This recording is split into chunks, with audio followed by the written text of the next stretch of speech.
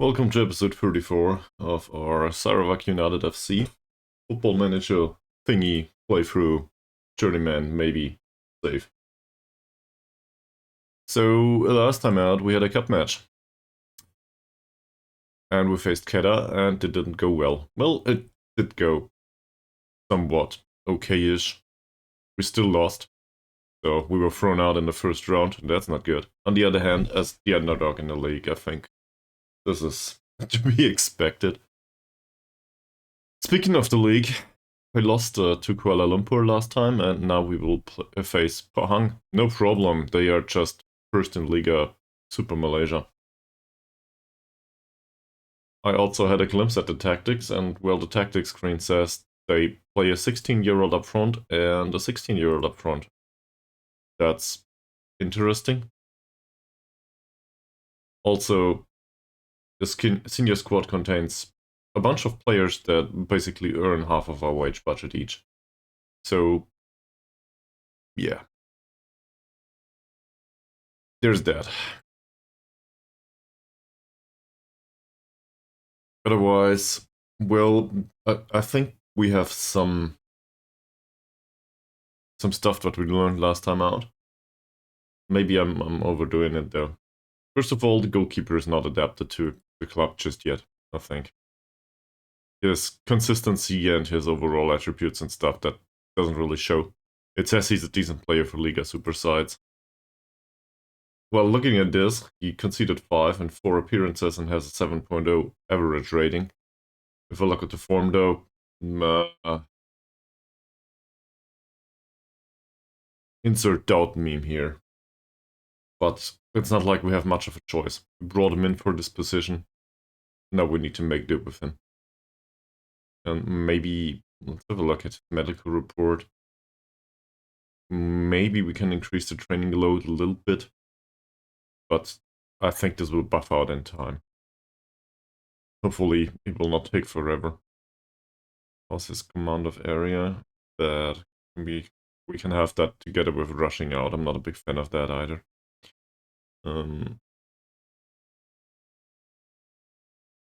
That said, all of these attributes are pretty low, so I guess we can do that. Command of area plus one-on-ones plus rushing out.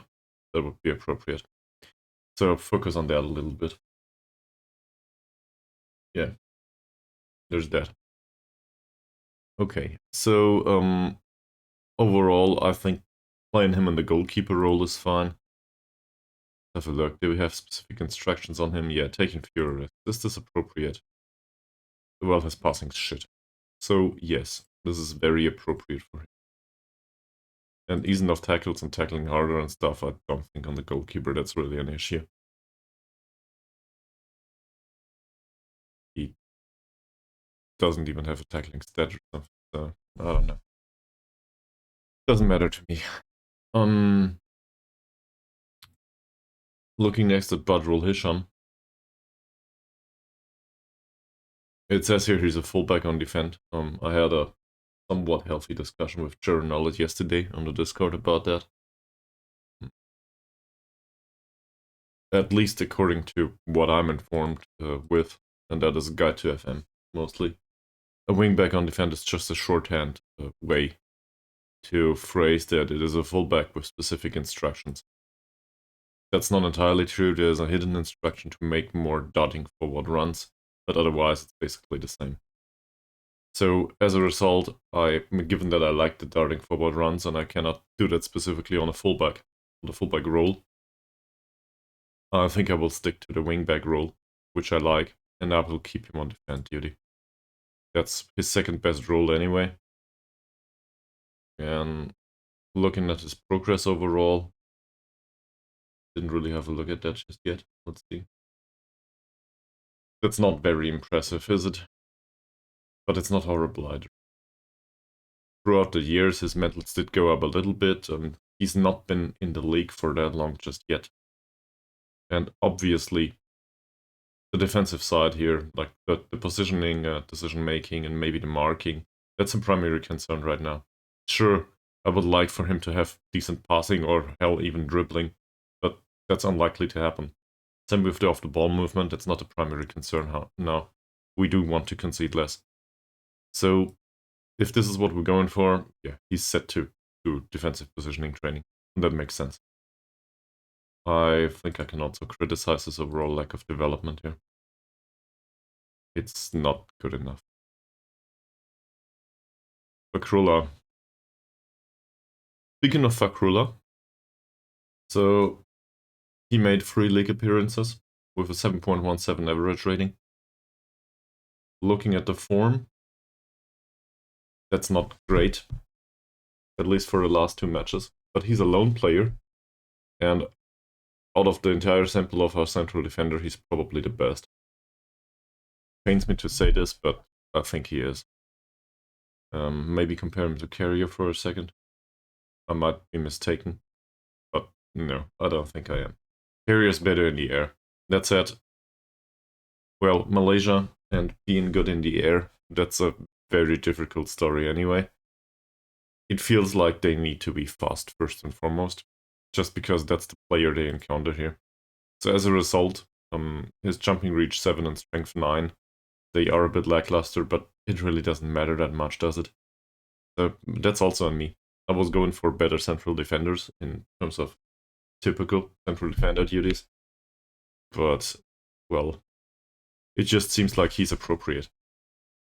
Injury risk is high right now because he played recently, but overall his susceptibility to injury is pretty low. It clearly says here. Well, we can also have a look at the injury history. He had a twisted ankle in 2024 and sprained knee ligaments at some point. I do not know what they did to him back then. But looking at his career stats, he never made a single appearance for Kellaton, and PDRM, well, they played him in 2023 until, I guess, until this happened. So in 2023, he had sprained knee ligaments later on, and then he never really recovered and twisted his ankle at some point in 2024. Formally speaking, though, he's not susceptible to injury. So I would argue his mentals are off. Yes, this is not good. But he's probably one of the better players that we can afford right now. He has contracted till the end of 25. Funnily enough, the loan contract ends 1 day after his normal contract expires. So no idea how that goes. But I don't care. This is the best central defender we have right now. He is 24. He's not in his prime yet. He's not good enough for us. But he's still better than what we can afford otherwise. So I don't know how much money he wants. I cannot extend the loan contract. But I'd rather snatch him off PDRM if I can. I do not know if he's interested in a transfer though. That said, he enjoys big matches, is fairly consistent, he's naturally fit. Most of this implies decent potential. He does not have to have potential, but at least it implies that he will not be the worst signing ever. To me, it somewhat implies security or safety on the transfer. So let's make an offer for him for the next date available or at the end of the season. I think end of the season is appropriate here. We can still keep him as a loan player. I do not need to sign him in May.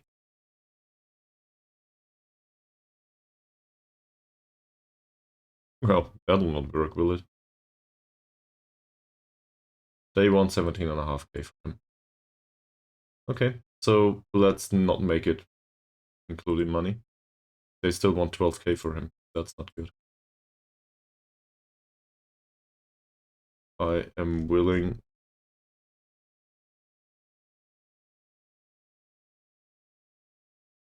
to offer 1k. They don't want this. You know what? I'll retract that.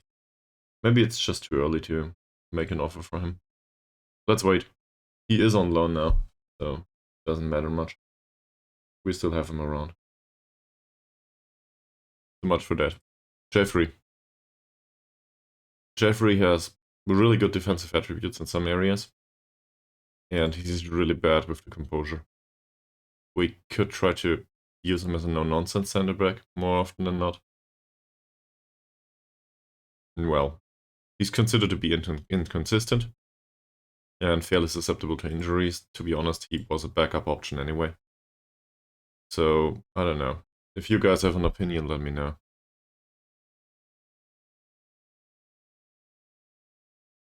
He does have the decision making though, so not sure about that.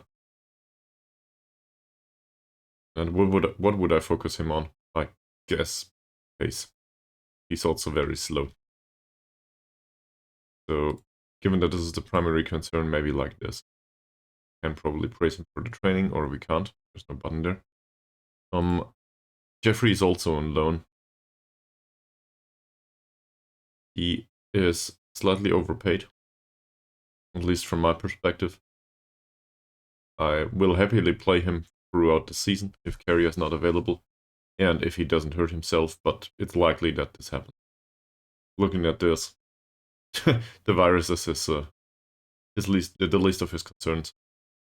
I think this entire history of injury is not great. It's a little bit more than what's his name? Than on Fakrula. But that's not the biggest problem. The biggest problem is he's highly susceptible to injury, so this is bound to happen in the future again and again and again. As a result, I do not think this is a long-term signing. I don't want him in the squad long-term. So let's not do that. For this season, though, he's probably the best we can get. That said, this is bad. He's really slow. I don't even care that much about his strength. He's really slow. That has shown, and it is a problem. So I'm not sure what to do about that. Can we talk about his training? No, we can't. We might be able to talk about his recent match, though. Maybe tell him that we're happy with the tackles. They were fine. But definitely not with his overall defensive performance. Okay. I might as well talk to the others about their form, too. Well, that one tackle was good, the overall defensive performance wasn't.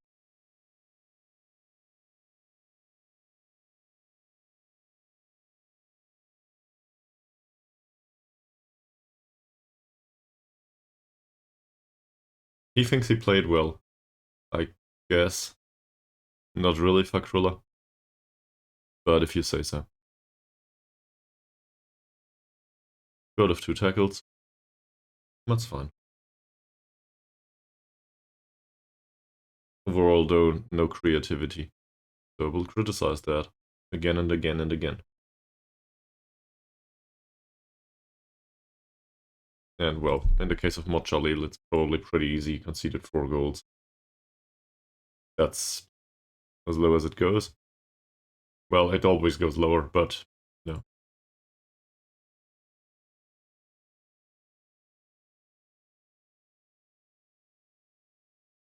I wanted to improve too.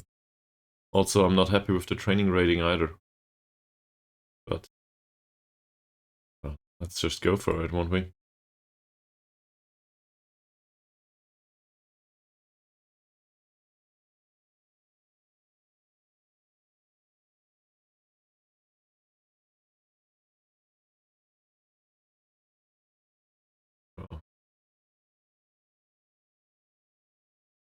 I could escalate, but it's our primary goalkeeper, and I really do not want to have an unhappy player in the squad. Mazrin. His name is not Mazrin. I nicknamed him and named him back. He's just at the top of my head as Mazrin now, so he will be called by his father's name for forever. At least by me. Well, Ayman bin Mazrin, isn't it? Ahmad Ayman bin Mazrin. Okay. I'll try to remember. So, the first concern here is the positioning is really bad, and we knew that prior to signing him. He was on loan with us last season. Sadly, For some reason, the development history gets thrown out of the window once you sign the players on a permanent basis. So it doesn't really show here. We know that he did have a little bit of a positive development recently. That doesn't matter much. What does matter is I seem to remember that he was one of the players that developed somewhat throughout the entirety of last season. So that's fine. I also know that he had a 705 rating overall last season. Sure, a league below, but 4 assists in 22 matches is not impressive just yet. On the other hand, he's 22. So what do I care? Long term, this is acceptable, I think. He's also bound till 2026, and well, it might as well be 2027 if we can keep him. And on a full-time contract, he's not that expensive, is he? So I want to play him. And I trust that he will make a difference at some point. My biggest concern here is the positioning is really bad. So if we focus him on his defensive side, that does not, it's not according to his strength. I would argue it's probably better to focus him on the attacking side, which is what he does anyway. So, but I do not want to put an extra training in here that focuses on off-the-ball movement and stuff. I will play him like this. I still think the defensive side is pretty bad and his dribbling and technique need to go up, so ball control training is probably a good idea. Or defensive positioning. Either of those. So I guess given the technique is 4 and the positioning is 4, we have a look at the progress. Is there any difference? Apparently technique is even worse. So we go with the one that is even worse. Why not? Where is it? Ball control training here. So hopes are we can get his major weaknesses solved. Otherwise, he's... I wouldn't say he's well-rounded just yet, given these weaknesses, but it does not seem that bad, does it? We also know that as part of a concept with an inverted winger, he works well. We witnessed that last season. So I'm somewhat okay with that. How was his from his last match? It was shitty. He did create a chance though, and his passing was good. So we'll go with the passing. That was fine. Defensively, nah. We'll try to criticize this again. He accepts. Next up is Ankun. Now we're getting into the difficult territory. So this was also a topic, I think, on the Discord yesterday. Or even on stream, I'm not sure. We do try to play a roaming playmaker right now. And, well, according to the attributes, he really isn't. But I'm not so sure if it's that bad. We do give him specific instruction to avoid dribbling. Looking at the form overall, I don't know. It's somewhat too early to tell. 6.7 rating overall is not impressive though. And we do concede a lot. So maybe having somebody in the back helping out in defense is a good idea. It might come at the detriment of creativity though. And this is exactly why we switched to roaming playmaker. On the other hand, he's not great for a roaming playmaker. So I'm willing to correct my own mistakes.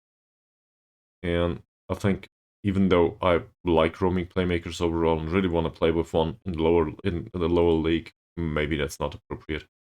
Maybe this is better. Maybe focus him on deep lying playmaker, support. Yes, his balance is shit, I know. But it's not like I can do much about this. What I can do is I can play him as a DLP here. And I guess in a regular position might as well be that. Because there's no roaming playmaker in the squad anyway. Might play him as a DLP. Still tell him to dribble less. The more direct passes are more a reflection of the tactic, really. He has the technique, he has the passing. He has the vision. I guess his decision making and his anticipation could be improved for that. So maybe more direct passes are not a good idea either. But I don't know. I guess we'll look, right? What does Guide to FM say?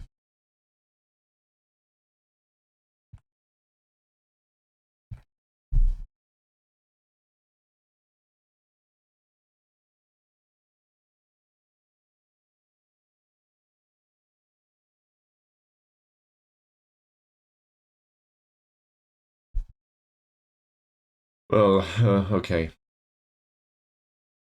More direct passing instructs a player to adopt a style of play based around quicker transition from back to front. Yeah, okay.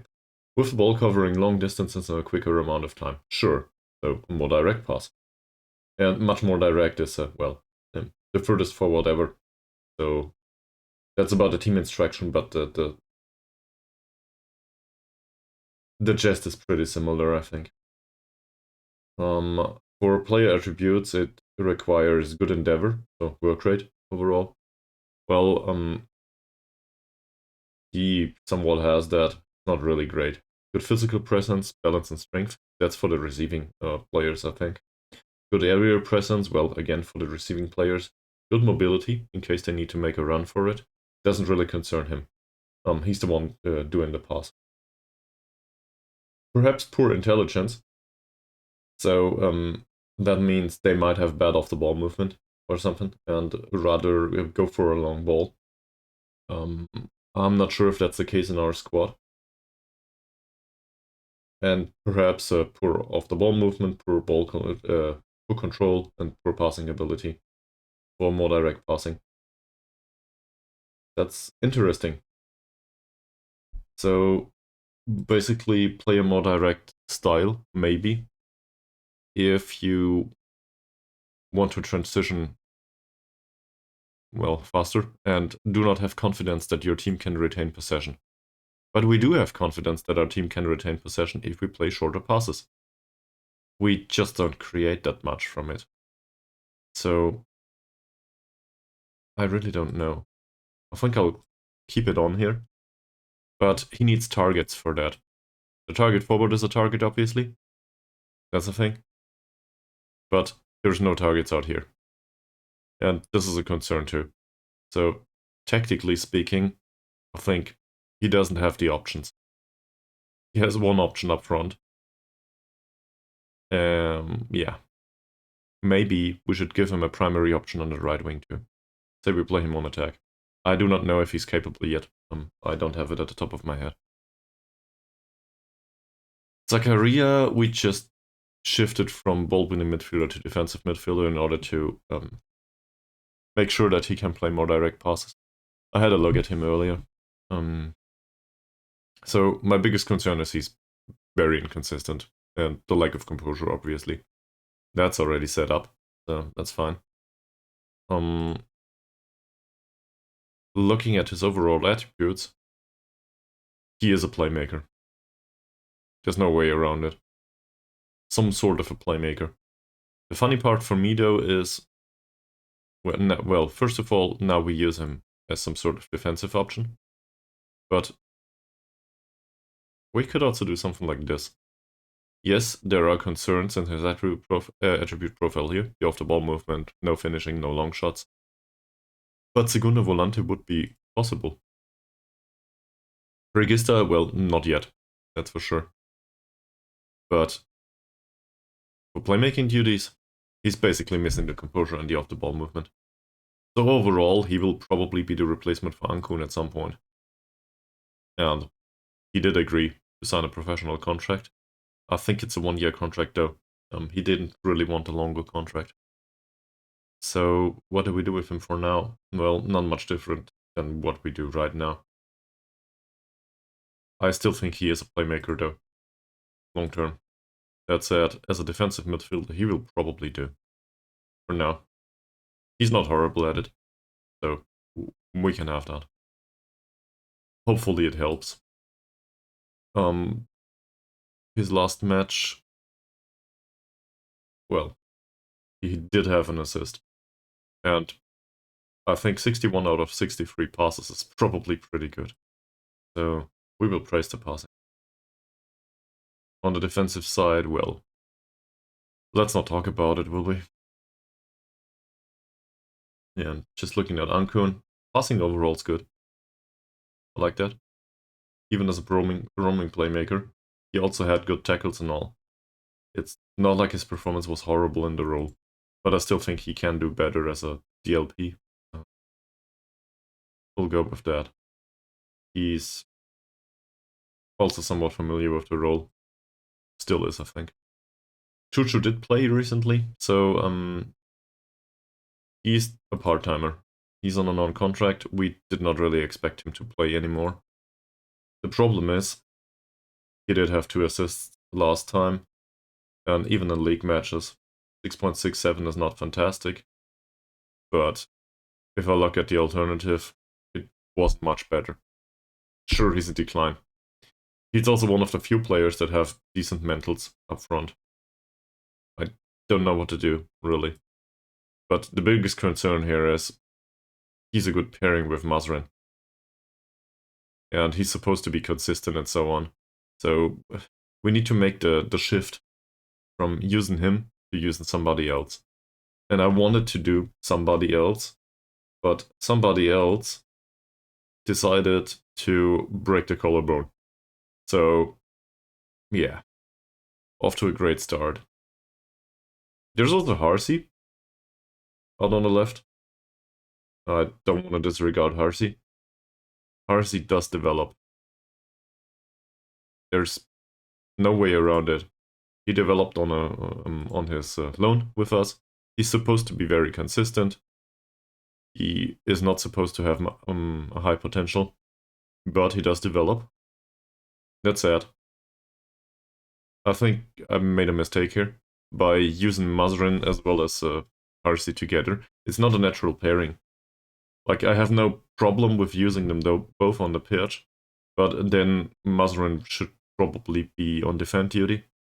And this guy, he's not that fast, but the rest of his attributes is great. He can still run with the ball. He can still somewhat anticipate things. He has decent flair. I don't know if this is enough to beat his opponents. Well, the balance is also a bit off. Don't want to sweep that under the rug. But, and other stuff here. But if you focus on the physical side, he might do. Might also focus on the anticipation, I don't know. But how's his susceptibility to injury? It's average. So, say we use him in the defensive situations. In those that are more defensively oriented. In the defensive tactic. He is not supposed to be starter anyway. It says fringe player. Well, it says emergency backup here. So we might use him as an emergency backup. We can use him more often. It's just not needed this season. So if we want to do defensive plays all the time and defensive tactics, sure. But in that case, I would use him as a winger on attack to stand any chance of getting anything. So there's that. So I'll use him this way, I guess. Alright. Which brings me to his training focus, and given that he's slow, his pace is too low, I'll do quickness here. I think that should be okay. Yeah. And now Twitch reminded me to do a short break, and I will be back afterwards. BRB.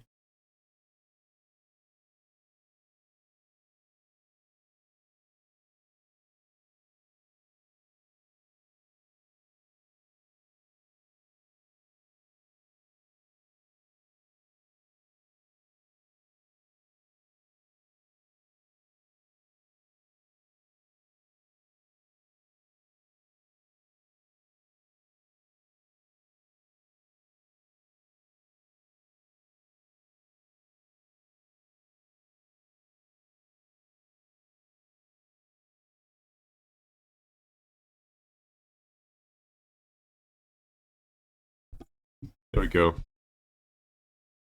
Made it as short as possible. Alright, Let's talk about attacking midfield. I think this is a major concern right now. There's Dort. I didn't really consider the fact that he's a good jumper, but it is a thing. We might as well use him as a striker.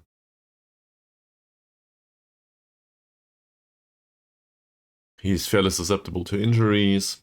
Well, he just came back from injury, so I don't know, but it's probably above average, at least. Not a good finisher. Well, to be honest, I do not think this guy will make it long term in the club. We have him on loan now. Sure, we focus on Shadow Striker for him, but it'll take time. And he's not the primary option there. Apparently he is consistent, but for now, he's not the one I'm going for. Well, I have to, but if I had Nazarudin available, I would use it. Nazarudin's better. That's just how it is. Nazarudin has major concerns on the mental department though. So, yeah. On the other hand, he's considered to be inconsistent, but at least he knows how to finish, and that's something I like. So what do we do with Dort? Well, first of all, we'll look at his performance, I think.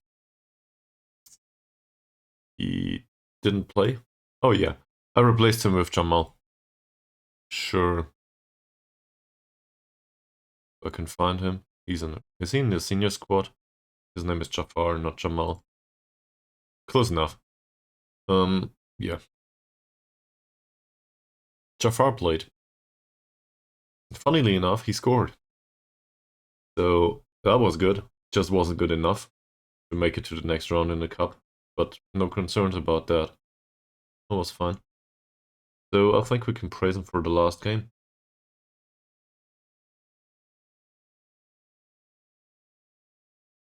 Yeah. He's loving it. Hopefully that little bit of experience helped him with his training. But as long as he's a casual person, well, that'll be hard. I think he's part of the first team. Yeah, he is. We enabled him for the under 19. I did that yesterday, right? Okay. So, and he's part of what mentoring group? Here, with Chuchu. Because we do not care about Dort and Safri can use the trade.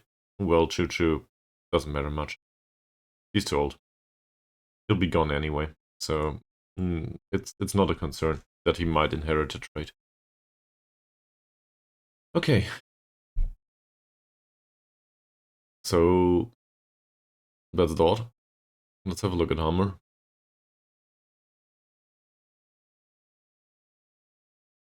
Hammer is the secondary option on this wing. If it's were to put it like this, but well, he's the loanee. His overall skill set in comparison to Bauru is not that bad, is it? Not at all. He's a bit faster. He's a bit more of a physical player. I do not have much of a concern with that. That said, I think you can see from this why I prefer Bauru, despite the lower star rating, by the way. But from a pure attributes, well, visible attributes perspective, Bauru is better. I also want to have a look at the report. Both of them are considered to be consistent and enjoy big matches. Both of them are considered not to have any potential whatsoever. Well, that's not great. And both of them have the same weakness, off the ball movement. So don't know what to do with this, other than putting them on off the ball movement training, maybe. He also has low stamina, but stamina I can deal with. Passing's a bit low. Yeah, that's Bauru. So let's put him on attacking movement training, maybe it helps. It says winger on attack here. The thing with Bauru is he just returned from long-term injury. What did he have? Sprained knee ligaments. That's not good. Overall, though, I think he wasn't susceptible to injury, if I recall correctly. Might have been average or above average, but I don't think so. Hammer, on the other hand, well, long-term, I don't think we might be able to afford him. The question is, do we want to afford him with his 3 points of passing? That's even worse than Baru. I'm not sure. For next match though, Baru might be available, and he made a comeback, I think, last match. So might as well play our own player. And if we look at the consistency of Baru, it's even higher. Yeah, he's considered to be very consistent. That's why I signed him in the first place. Looking at last season, we gotta be confident that Baru can pull this off. I do not know if he will, well, if he will be appropriate for the Liga Super. But I do want to agree to the fact that he can at least pull off a 6.8 or something overall in this league. Sure, he might not be perfectly adaptable for the circumstances of the league, and in the end, he might not be good enough. But he might be good enough to be a squad player here. So I really want to play Baru, and I really want to play him on attack too. Hi Mies, welcome back to the stream it is.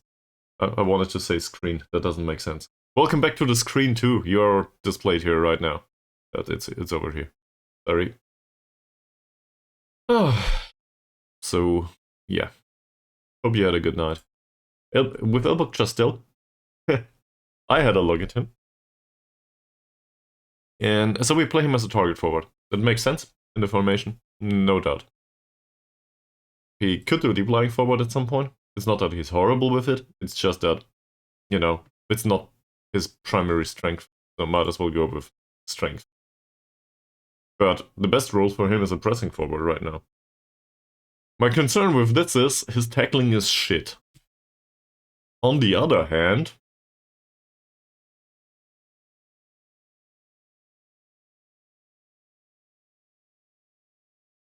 I mean, we could play him as a pressing forward, at least in the defensive setup. This, by the way, is... I would want it to be like this. And we had an RPM here, so we'll make it a DLP anyway. I know that this is a bit of a weird setup. So, say we do pressing forward in this case. That basically says Elbok Chastel will most likely not score, but the ones on the wings might. Maybe that's an idea. He has no idea how to play this though, so yeah. Not sure. On the other hand, he would contribute more defensively, and we can still have a look if it works. Oh, we offered a few trials, yeah. No problem. Nobody wants to come. I think this is set to current internationals, under 19 and under 21 players. So I don't worry too much about it.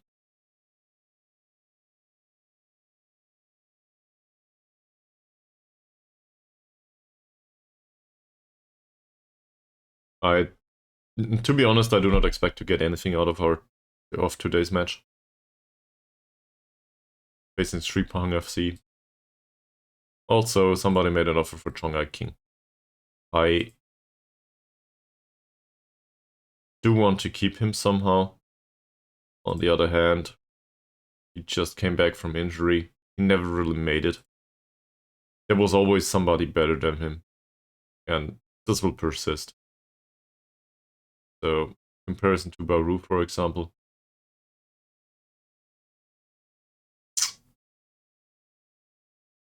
Yeah. I guess the king will leave if he wants to. We'll find somebody else. And we might even find a youth player. At some point, it's also about the age. Like, he's young enough to still develop if we give him playing time, but we can't do that. So, might as well let him leave. There's an ongoing focus. And apparently, one player came up most far. We know that guy.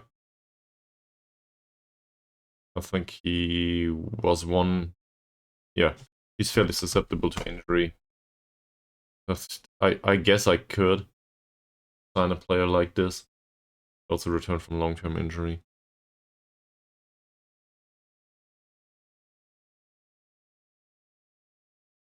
left foot that knocks the ball past the opponent, which is fine given the trait. I just don't need him. He's also under contract.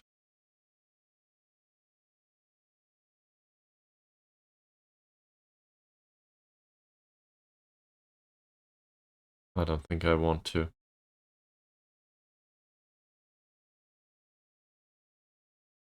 Where's the not interested list? Oh, he is on the not interested list. Great. Thanks for having this talk. We'll have a look at that immediately. I want to do something else first. Something that I forgot but wanted to do. So we are trying to get Fakrola in. We did offer a loan for Christopher to replace, not Harsey, the other guy out there. Christopher is right-footed, and well, we need somebody to replace Chucha. Marshan offered for Chong Ai King, so that's a player that we might lose. But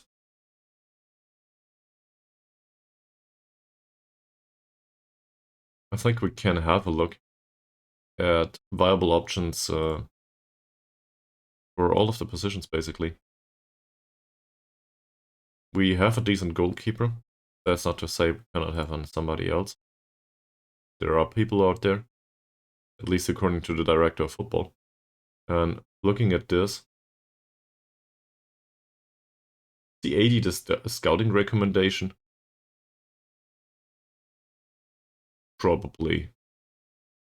No wage, no club. Yeah, it must be the recommendation. Let's also have a look at the defensive midfielders, and I'm going for a free transfer specifically. Here, we do desperately need a decent attacking midfielder, I think. We could do with a striker. There's a ton of free transfers available, it seems.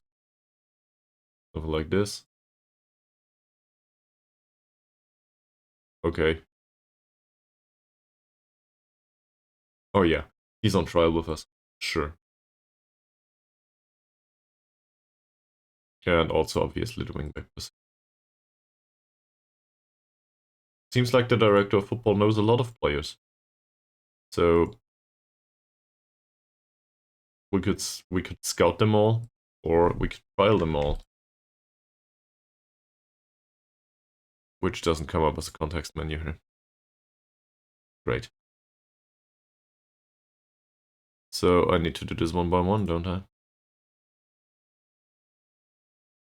And a player that does not want to come on trial will... I think in that case, we will probably take a pass.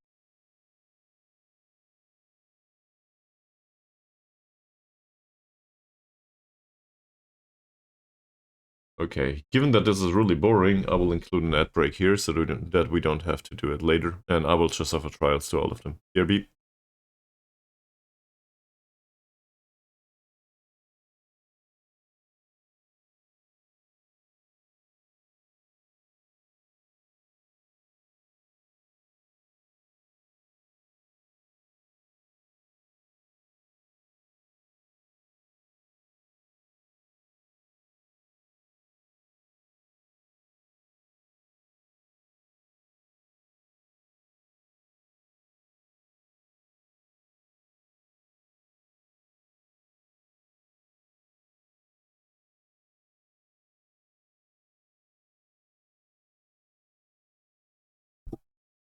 Well, I'm fast, but not that fast.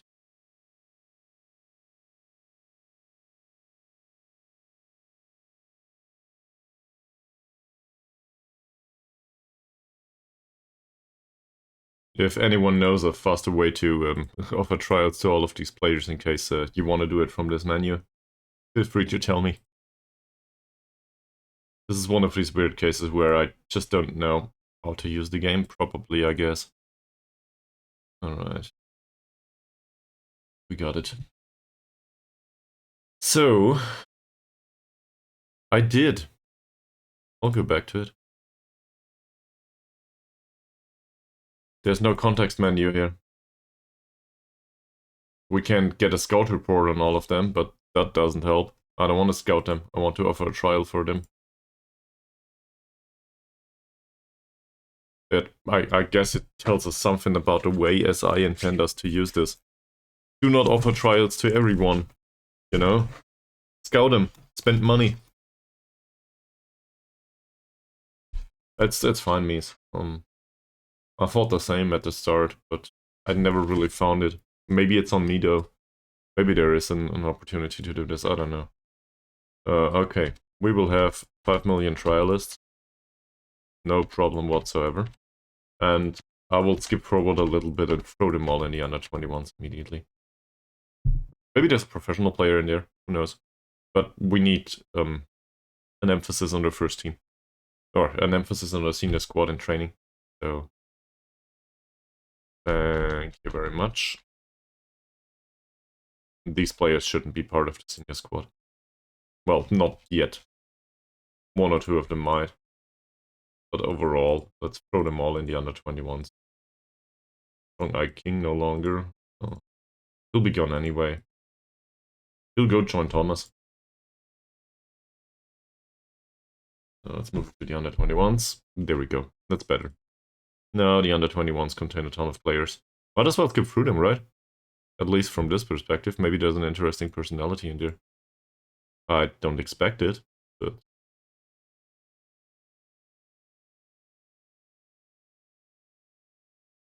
Lighthearted and jovial. Well...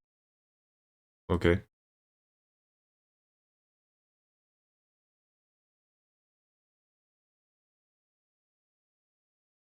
Huh. At least he's a consistent performer. Was a fairly ambitious player part of this? Yeah. Rosalie. Who are you? Okay. Could be worse. We could use a right back. Not sure if you're the one, though. And it seems like that's about it. I think we made it through. Okay. So...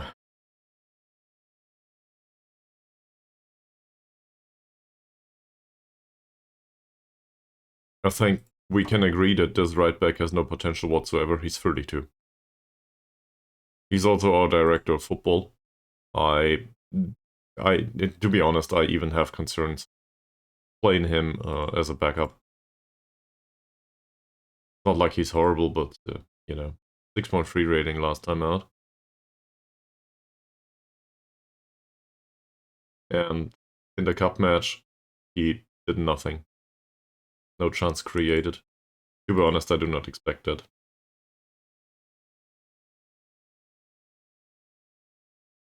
And whilst he is disappointed himself, well, doesn't help, does it?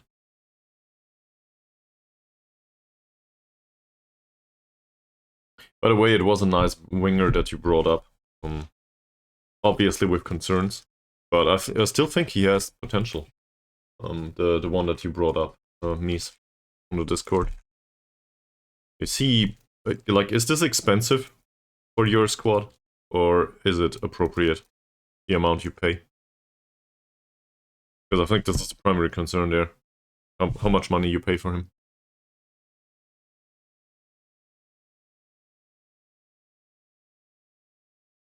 Okay, great.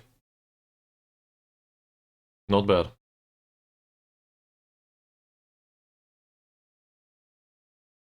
Safri didn't play recently, and that's a concern for him, I think. He also has no contract, and he's susceptible to injury. So, looking at this, I think we should not give him a full-time contract. He has an agent, not even for 30 euros a week. I don't think this is appropriate. He has no potential, he's too slow, his composure is too... Which reminds me, we should probably put him on no-nonsense centre-back duty too. Just like Jafar.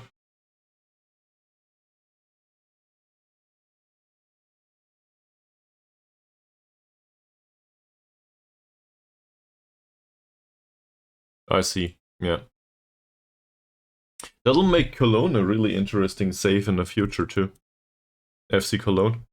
They are banned from having transfers too, right? So even if they get relegated this season, I still think it is a very interesting club to make a save with. Cologne is closer to you than to me, though. So maybe, I don't know.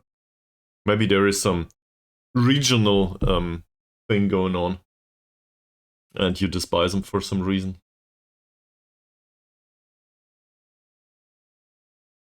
I'm not even sure if that's true. Let me ask Google Maps for a second. You don't? Okay. Well.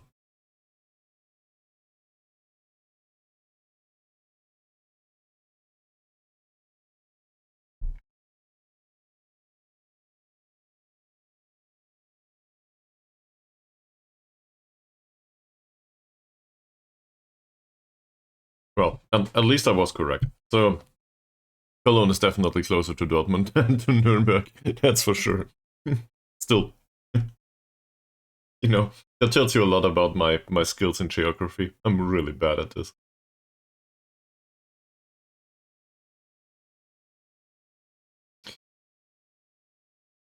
So we play those as no-nonsense center backs all of a sudden. Just a few 100 kilometers, yeah, exactly. If we play everyone like this, that will not be much of a concern for him, and Safri, he'll be fine. I'm sure. He'll be fine. Well, neither of them will. And if we bring Carrier along, to be honest, he's also perfectly capable to do no-nonsense center back. So I will keep him on this training, but I don't expect much.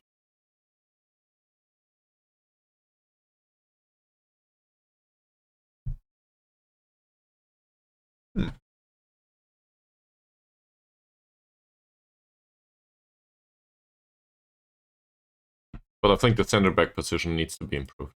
That's something we knew at the start of the season. We barely found anyone that is appropriate. Not good. We need to improve this. Sorry about the sound.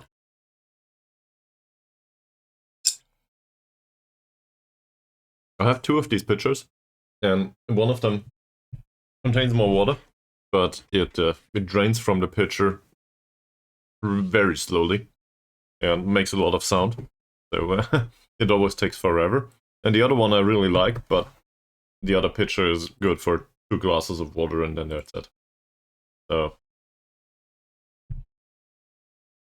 it feels like central defenders are over again. Everyone has their own weaknesses.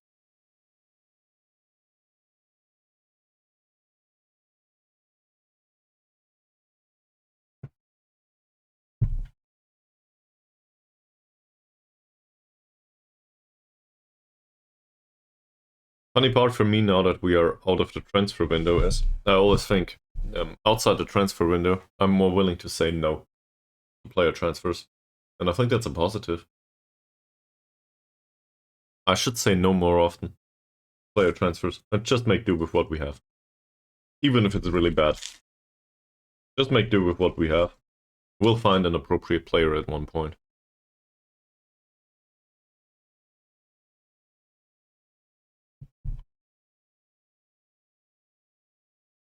Okay. He's lighthearted. The squad's general character had a positive effect lately. That probably means ambition. Well, it says determination here, but...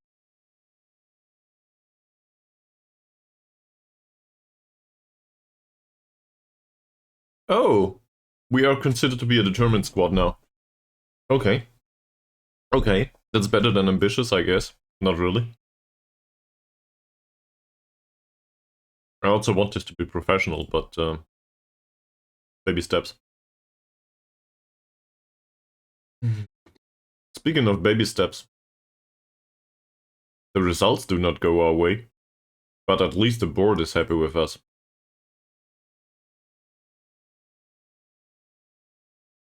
Why not?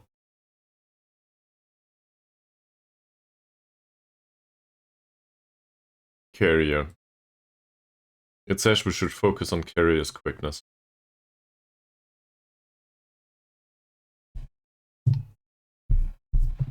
Given his composure is 4, we might as well focus on that. On the other hand, he is really slow. So let's focus on the quickness, as recommended. Why not? The defensive positioning of Badrul Hisham is no longer a weakness. I disagree. It should be in the 10s.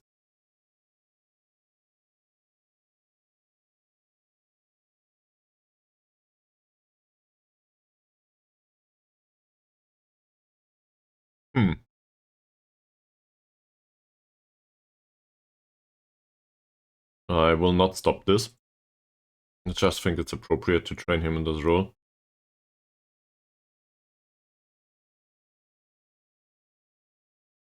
And he needs match experience to develop as a natural here. Okay, good to know. We'll get that in the under-19s. Ankun should be shifted in mentoring units, it says. I will not do that. I'm happy with the way I set them up. Parsi has a weaker foot. I'm aware. I just don't think it's viable to focus him on that. And Jafar has a weak left foot, but he's right-footed. I don't know. We try to focus him on deep lying forward, though. Well, I think we had a look at that last stream. It's somewhat appropriate, but not really. Somewhat. He's really young. Hard to determine. They do not want to sell him. Well, they do want to sell him. I just want not to offer money for him. So we'll reject this. Long term, please remind me of buying Fakrullah at some point. I want him. Well, if the wage is appropriate, who knows? Right? It can be all over the place, or we might find somebody better or whatever. So, still, Fakrullah I think is a good signing overall. If we can make it, and if he is not too expensive.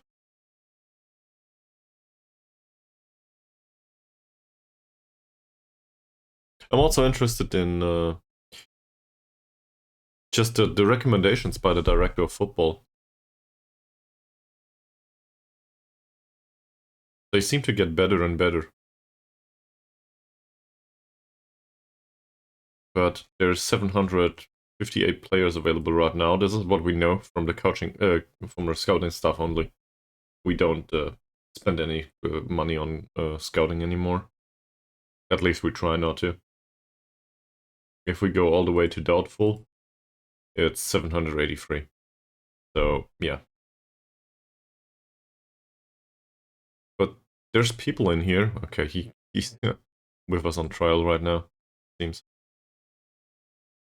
But there's people in here that might be appropriate. Might be out of club.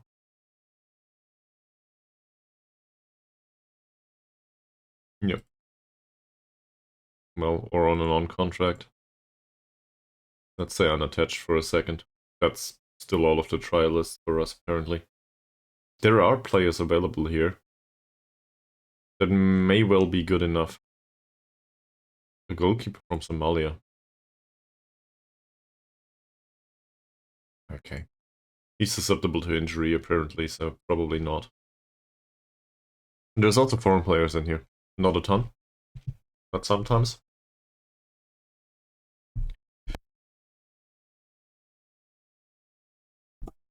Sorry about that. So we still have a ton of options available to us. We just don't know about them. In particular, a bunch of 18, 19-year-olds. How about a winger from Southern Africa? Okay, he's 29, but still. There's a ton of options here. So we can definitely offer trials for them or see if we can find somebody there. Just, we gotta sort through the trash, I guess. Not really a kind way to put it, but there are a ton of players that will not make it. And maybe there are also a ton of players that are appropriate. For example, on a 30 euros per week contract, that might not be good enough for our current level, but might be good enough to be loaned out. I don't know. It reminds me of Cushing. They have a similar approach. But they loan these players out for free. I would loan these players out for money if I could.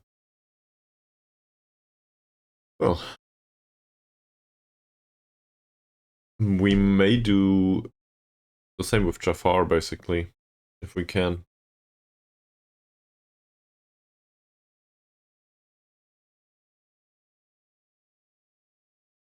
That said, it doesn't seem like there's much of a market for loan players just yet. But maybe that's on me and I just don't know.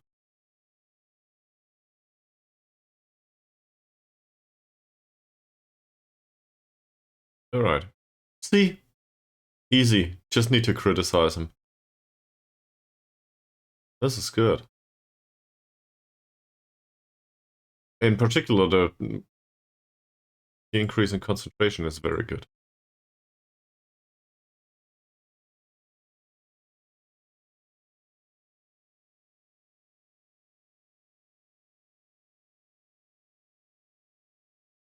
It says Hassan has significant potential. Yeah, if you start all the way rock bottom, there is a lot of potential in you, that's true. I just don't want that. And this is another dot, not to be confused with our attacking midfielder. He is supposed to be a central defender at some point. Not sure, to be honest. Not sure. I don't want a professional contract on him. Mazrin, though. But Mazrin is bound till 2026 plus 1 year, potentially. So I cannot offer him a new contract just yet. It doesn't make sense. He's 22, though. So that means he will be with the club until he's 24, 25. I like it. Now we just need somebody behind him that can help in case there's an issue with him or too much workload. But overall, I think we can keep it that way. Okay, I forgot to have a look at our opponent. I want to do the long-term development of the squad, but I have my issues with... What the hell is it? Oh, it's all the way below the trials.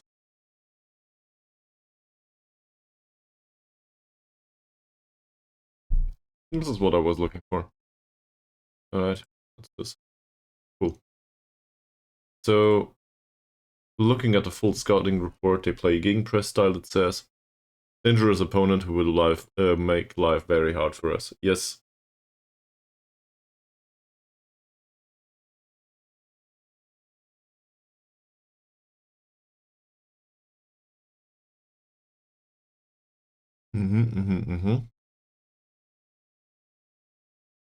They prefer to leave players forward to play for a counter-attack on defense. Okay. Interesting. So, I should probably also have a look at these. Goalkeeper's very good.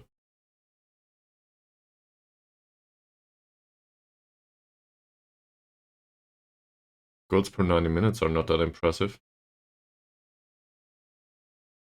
I'm not sure what to make of this.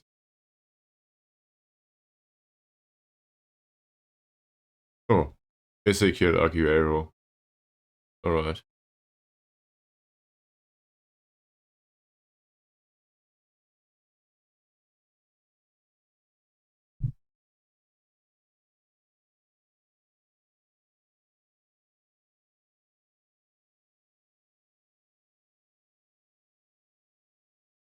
They always had momentum on their side. So, how can we get momentum?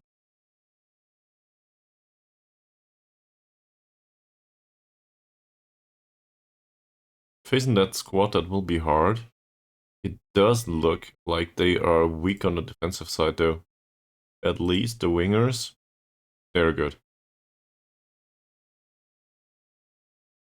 So my first thought here is go down the wings. They will not like it.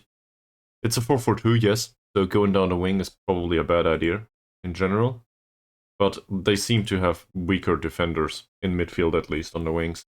So stretching it a bit wide might help. This guy's slow. This guy's better.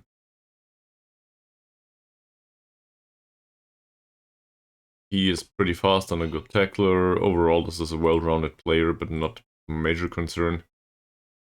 Same here. He's considered to be a central defender though, so not really that threatening on the attack.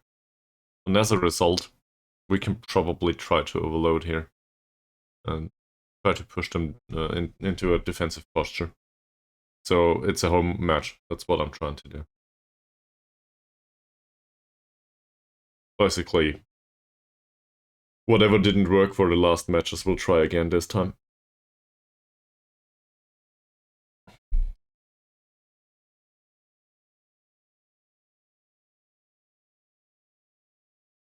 Any ideas on your behalf about this next match?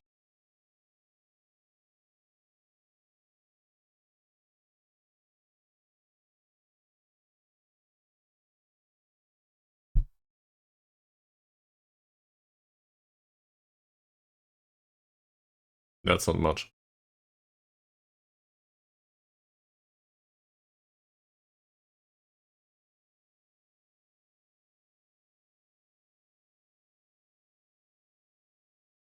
So let's include another one of these short breaks so that I do not have to do it in the match.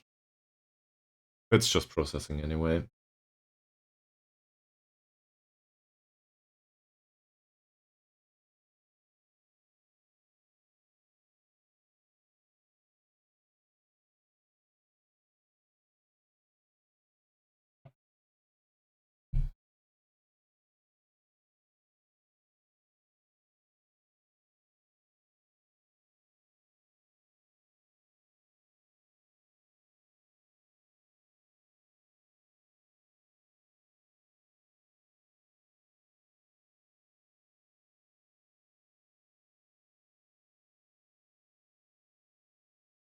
Alright. So this came up. It's about Killerton United under-19s as an opponent for the under-19s match, obviously. And it's about Jafar.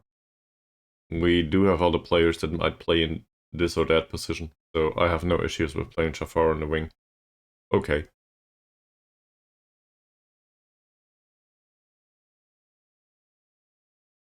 Yeah, that's fine. You can play there, sure. We don't need you for the first team. Mustaf Hussein will not be called up for Somalia, apparently. That's a trial list. I don't care much. We had a look at that exactly quite recently. Which reminds me, though.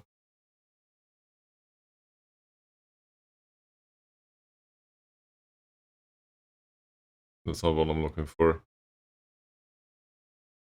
That's also not what I'm looking for, but interesting.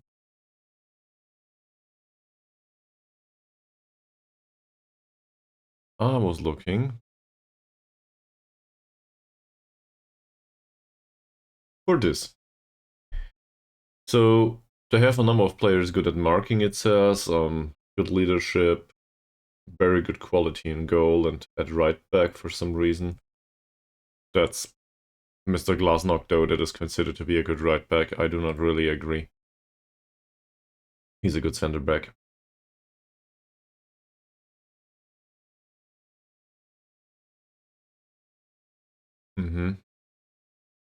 They have impressed going forward against the 4-2-3-1 DM wide. This is our formation. They're good at this. 4-3-3 DM wide has been a source of problems.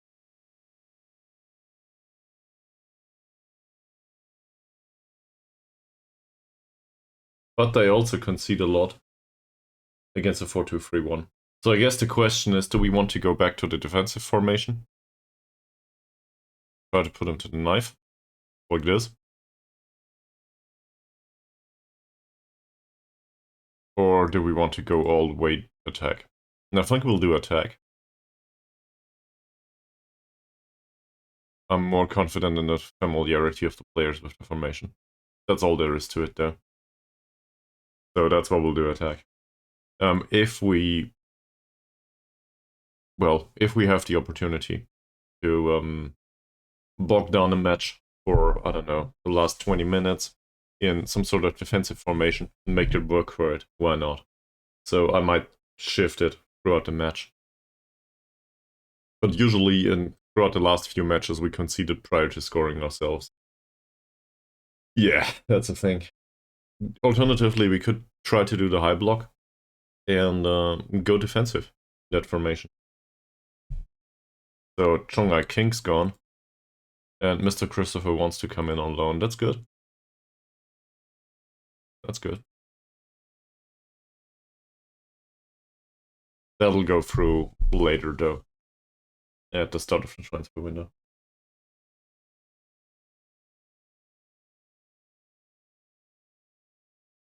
I will follow the assistant manager, I think, with this. He knows better than I do.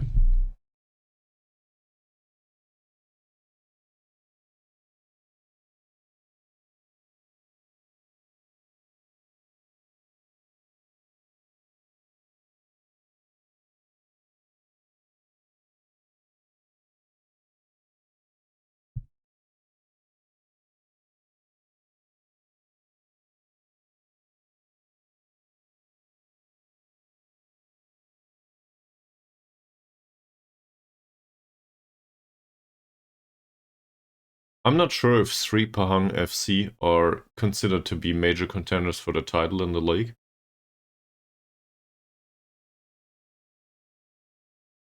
I thought it was Johor DT all the time, but apparently they... Well, they're second right now. It's not a major concern, is it? They did play 5 matches, though, and had 2 draws. Based in Kilatan as well as Kida, so I guess that's not that positive for them. At least they didn't lose a match. We did, though. So hopefully we can avoid that.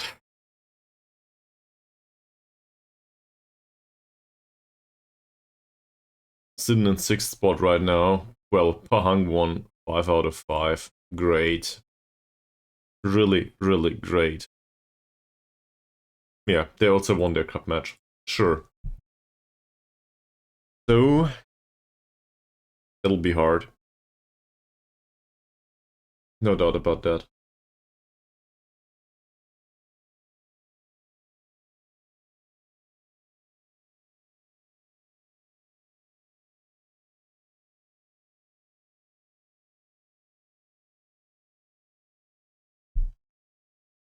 Sarawak United match will be tomorrow. There's...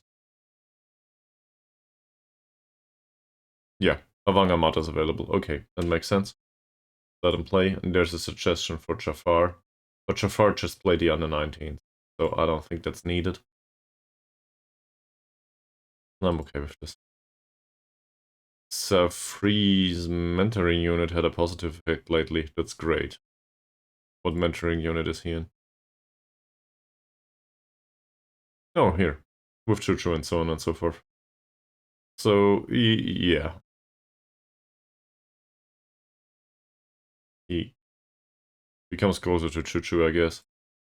Maswin's training is great. There you go.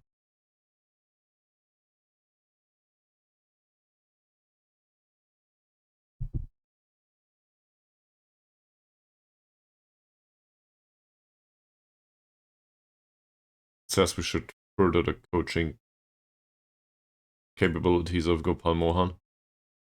What's he doing?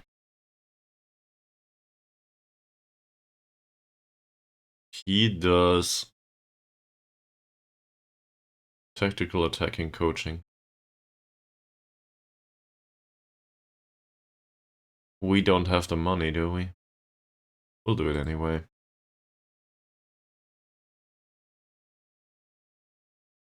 If he's interested and the club is willing to pay, who am I to judge?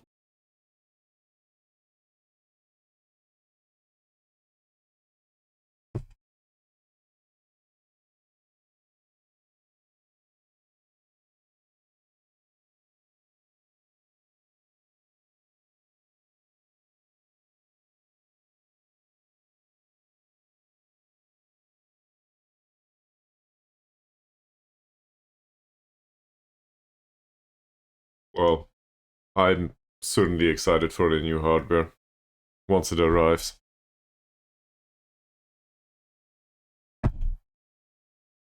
Not much of a concern. Dickey is not an important player in the squad, if he plays at all. So that's fine. We'll make do without him. As long as Masrin is okay.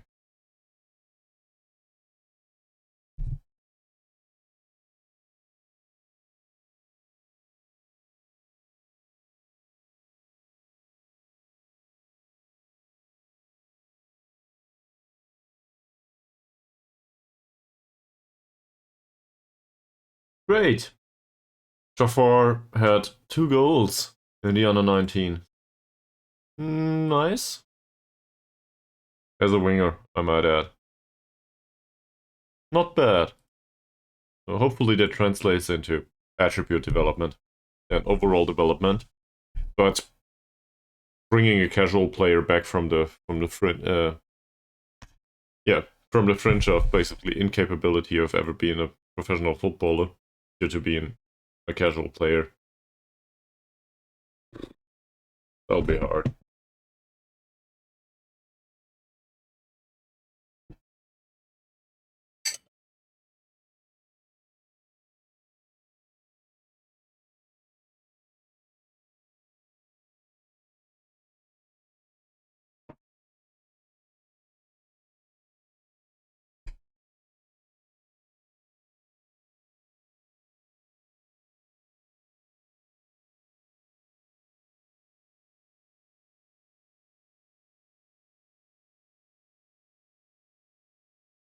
So let's be a bit excited about this. If we beat them, first and foremost, that will be really unexpected. And second of all, it will probably push us straight back up the table. From 6th spot to, I don't know, somewhere 3rd, 4th. That's not too bad.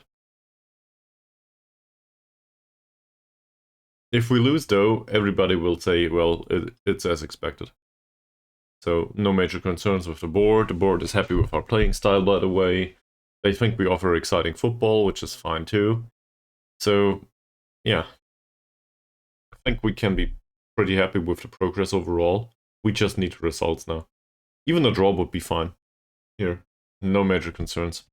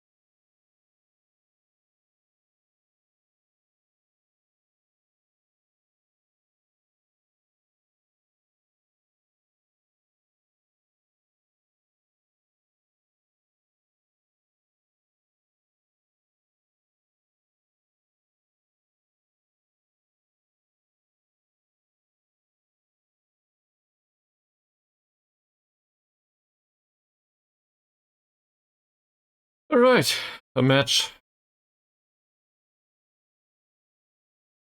If it ever comes to it.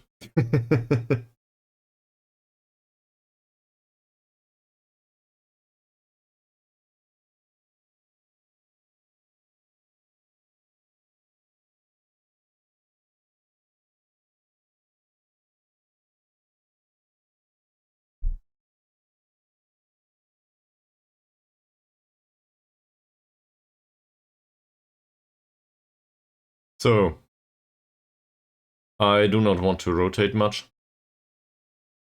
Baru's back. Instant comeback in the starting 11. Susceptibility to injury is very high though.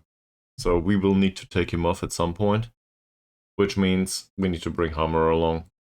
I think. That or we play him. It's either. In general though, I'm not happy with his recent performances.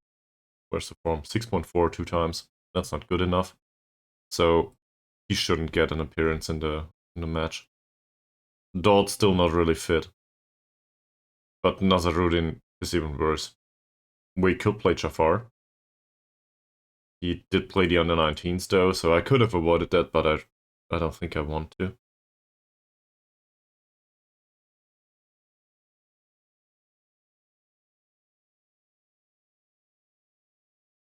And Carrier's back. So Safri doesn't need to be on the bench. I also think Carrier can probably play for Jeffrey. That said, Akrula's morale is absurdly bad. Why is that? What's going on with you?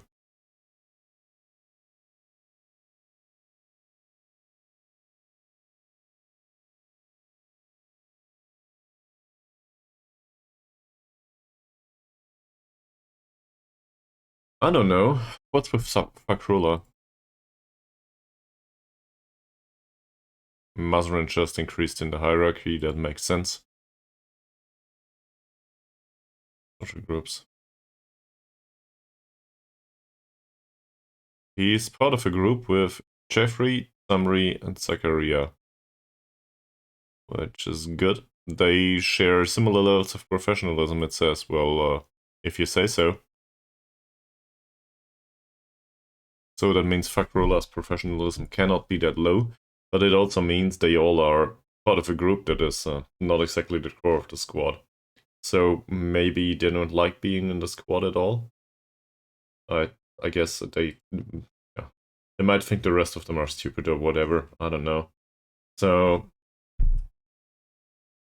that's a concern, obviously.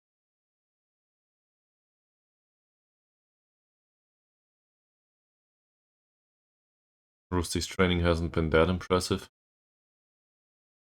Oh, Abba. Better. So I guess we bring Abba with us. And Mr. Lee McManamy will once again remain at home. For now.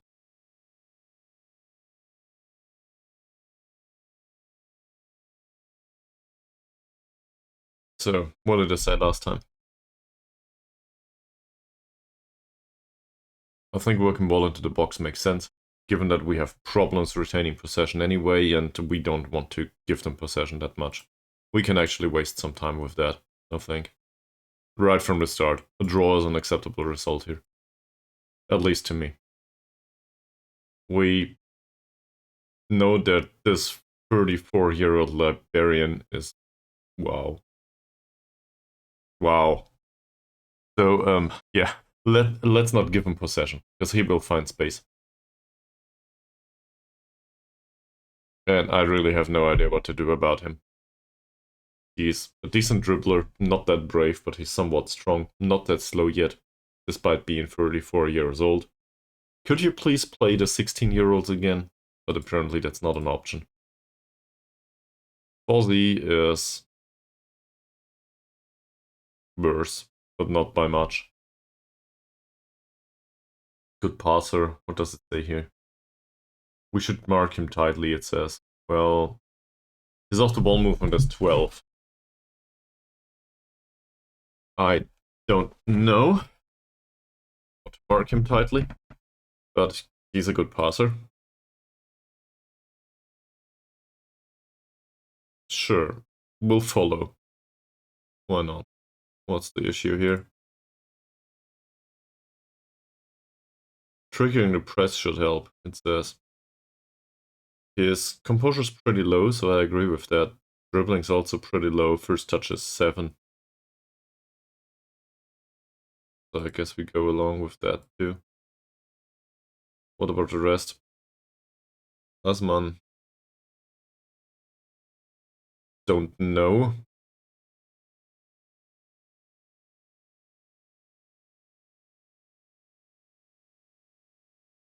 Well, he's right-footed, so we could show him to the left. Maybe that helps a little bit, but it will help him do some crosses.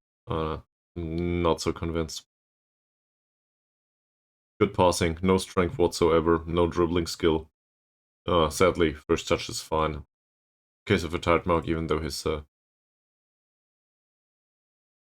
the ball movement is good enough to get away from his marker. It's the same here. Passing's a little bit worse. Still, I think that's a case of a tight mark if we can. I mean, passing's pretty bad, crossing's pretty good. Let's show him to the inside. Do we need to close him down? Sure, but his composure's pretty good, so that'll not do much. In his case, though, the composure's pretty low at least, so maybe we can... I misdid that. I wanted to mark him tightly. My bad. Sorry about that.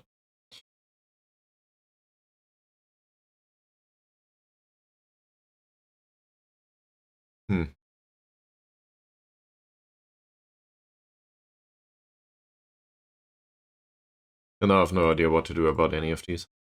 Does the goalkeeper have a particular weakness? Low eccentricity. Well, great. That's a positive. He doesn't know how to throw the ball. And his first touch is a little bit low. That's box standard stuff for a goalkeeper. Alright, let's go. Selecting a team, I will not do much here. We should avoid the crosses, I think. Stop them. Trap them on the outside. Well, I have a hard time with that. So we have more players on the inside, obviously.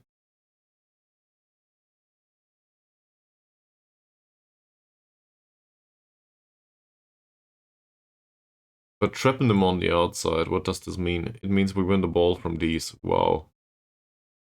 That's concerning.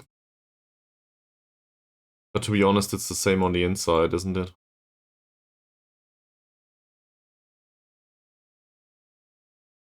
They have good technique overall. I guess the dribbling on the inside is a bit lower. But it's not just dribbling that is concerning. Okay, we'll try this. To be honest, I don't know. We'll try to trap him on the inside. It is a more congested area of the pitch, for sure. At least we have the two defensive midfielders there, so maybe that helps. So, trap them on the inside. We do play down the wings, though, because defensively they are bad on the wings. This is the correct menu. Their wingers are not that impressive. On the defensive side of play. Getting stuck in or staying on feet or something like that, I don't know. Stepping up more, probably not, don't know. We can't distribute to the fullbacks, given that we play versus a 4-4-2. Have a look at them again. Aggression is probably pretty great on these two, though. Yeah, it's alright. He's an 8. So, we'll see. Okay, there's that. Submit this. If anyone has any ideas, let me know.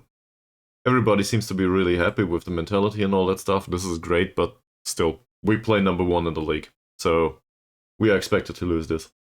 Home match or no home match. And now, I will do a bathroom break. That's direly needed. BRB.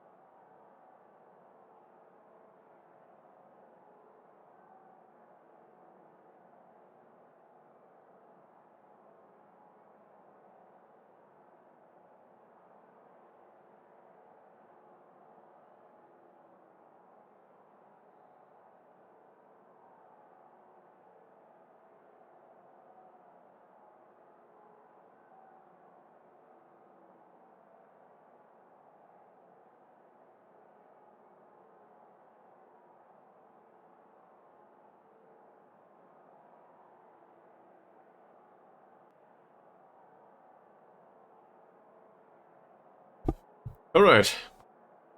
Let's make it to the match. Time to get 3 points against number 1 in the league. I'm sure Pahang are not that concerned with us though. So that'll be a hard match for us. No way around it. And if there's no way around it, might as well go through. I learned. I think from Baldur's Gate 3 actually. We go for revenge. Nervousness seems to be a concern of some of the bench players. Doesn't matter much for now. You get it done. And maybe in case you see something on a tactical level that is not good enough, please tell me. Always happy to correct.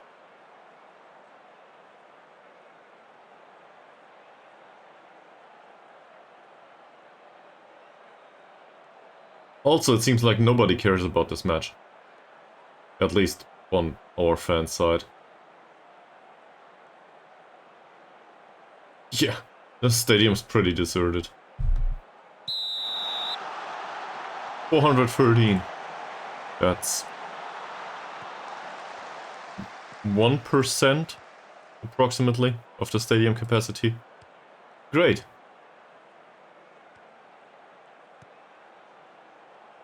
Good play so far. Mazrin.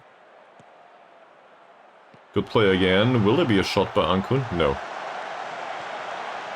That was bad. Baru lost the ball.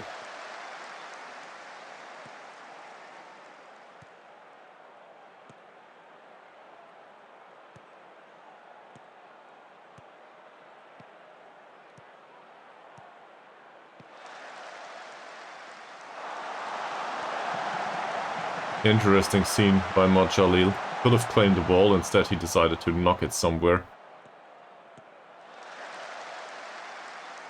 In the end though, we did defend this fairly well. That's offside, isn't it? Yep. Well done guys, well done. This'll be a hard one, no doubt.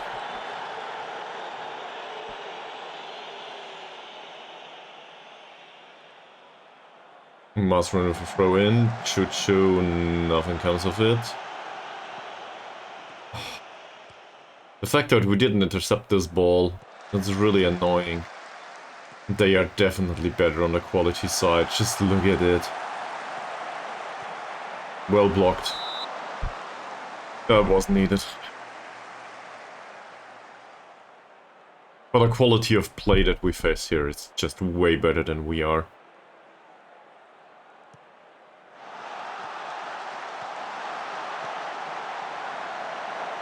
Could be offside, it is.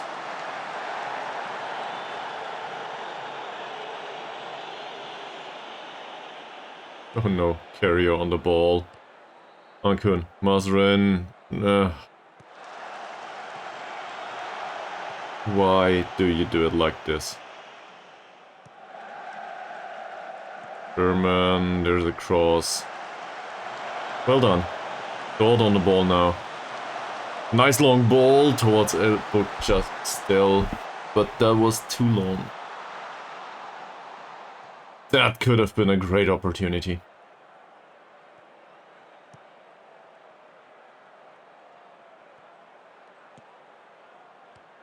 Oh, Mazren fails to intercept. The idea was nice. Was the correct one, I think.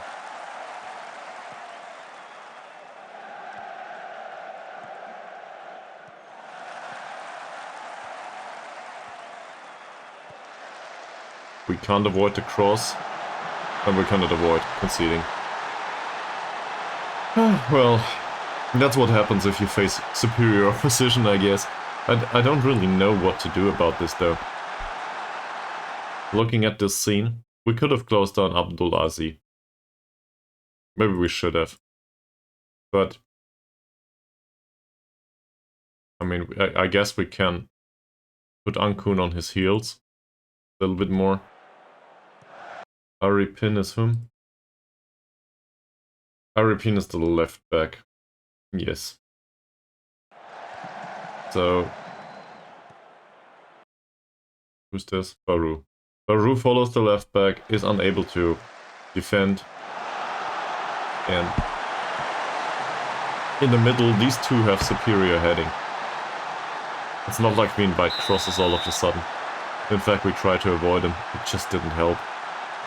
So I don't know what to do about this. Other than stuff like this.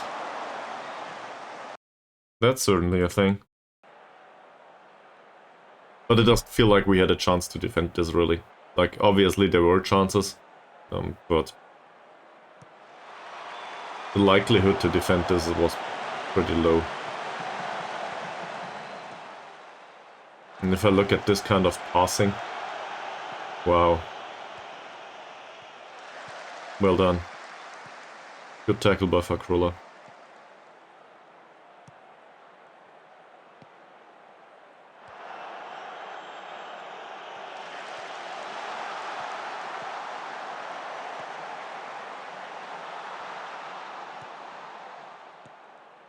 Dot Chuchu down the left wing towards Mazrin. That works. For now. It's a corner. It's something. I'm not sure if going down the wing serves us that well. I don't know.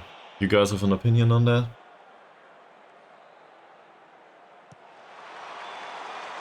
Oh, that was close. The corner was somewhat misplaced, sadly. I will just still... that ends up with the keeper. Baru? That's offside. Yeah. Please let me know the one that does not include playing two strikers.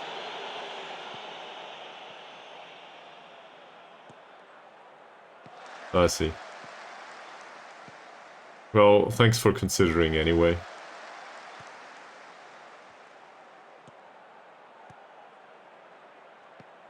Zakaria with yet another good pass towards Mazrin. Mazrin could have been a far post header. It wasn't to be though.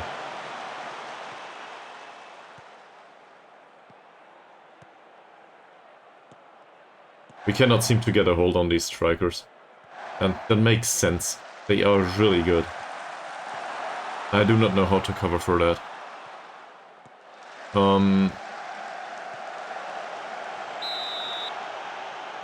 Yes, we do play wide. You're talking about the attacking width? We do play wide, yes. We could try to play never. To have... if we play in a more narrow fashion. Like this. That would imply that there is more space for Mazrin, most likely. And also it puts an emphasis on, well, on the middle.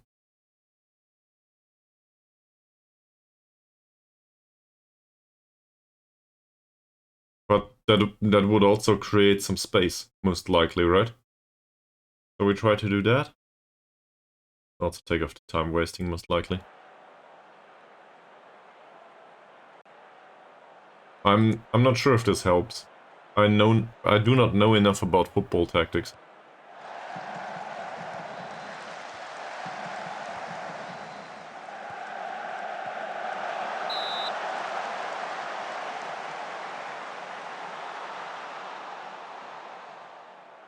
So we try to play more narrow against a 4-4-2.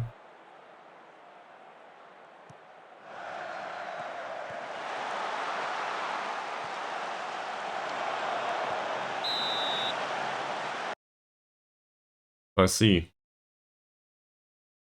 Because it's too far away, yeah, that makes sense.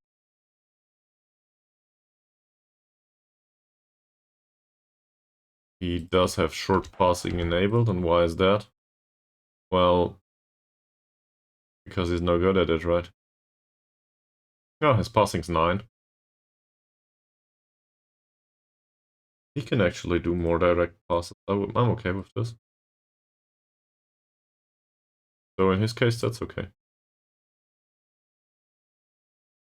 Thanks for mentioning. Dot's passing is not that bad. Could have done that from the start. Mazrin, Ankun, Zakaria. Zakaria with a dribble. No, it's a cross. Elbow Chastel. Ah! Oh! That hit the goal frame. That would have been the chance. Well, something happened. Not bad. Go, guys. Get the equalizer. You can do this. Didn't expect it to happen, but that just happened.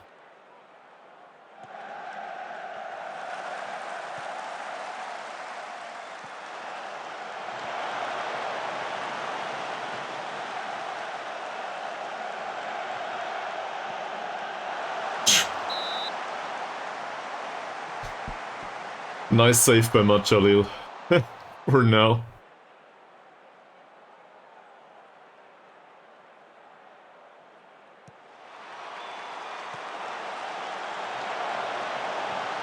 Headed wide by Fakrullah. That's offside, isn't it? Yes, it is.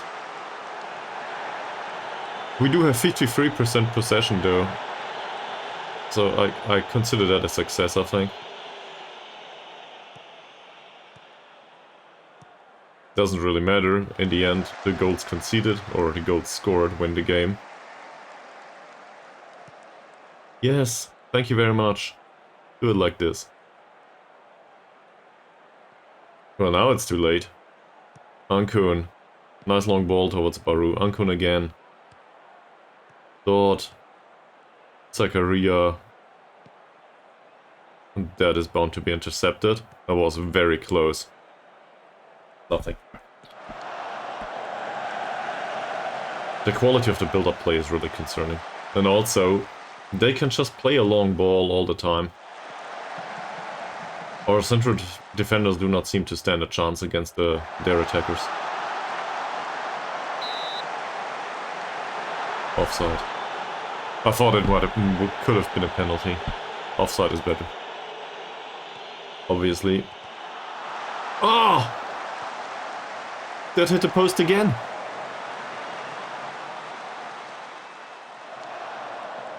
And Glassock is booked now. Who's Glassock? It's their right back. So this is down our left. Our right side doesn't do much anyway. Let's try to make it count. Dort, Mazrin.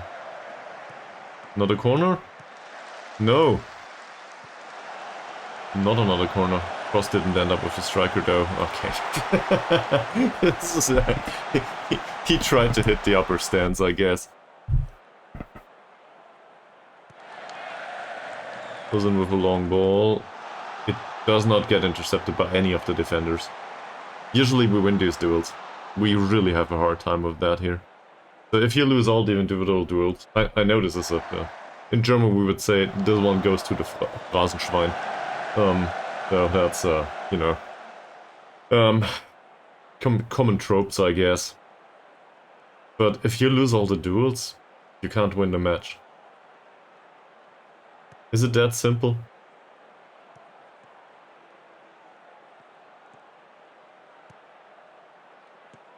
That's okay. Chucho and Dort. Dort finds Mazrin out on the left wing again. Mazrin with yet another cross. It's not like this is not threatening. Stuff's happening sometimes. It's not very consistent though. Interesting choice for by the goalkeeper. Dort again. And then we lose the ball. Yes, Fakrullah, that's fine. Oh, it's an injury. What a pity. Please don't give him a yellow card.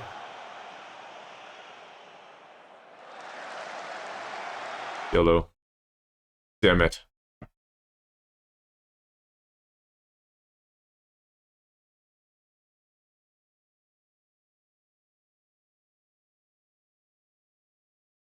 But how do I do that? in this case. That's ease of tackle, sir.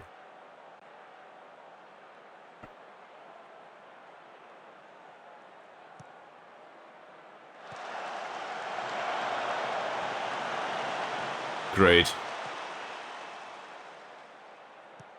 Can he retain possession? Well, he could have done so in a much more dangerous space, that's for sure.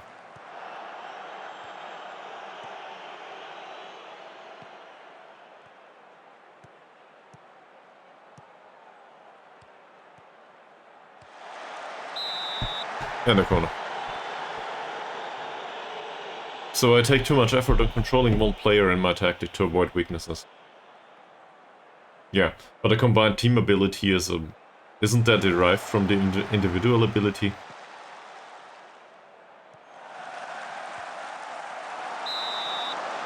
That was close. Yes, well, I agree. At one point, the emphasis could be on what the team's good at, or in aggregate or whatever. The problem is if they are no good in aggregate, well, then you come back to, to where you started.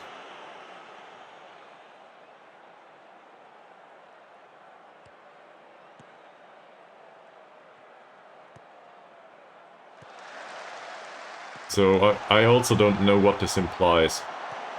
For example, here, we can consider ourselves to be lucky that we drove him off at first glance. They still got a chance. Defensive, like the defensive positioning wasn't good.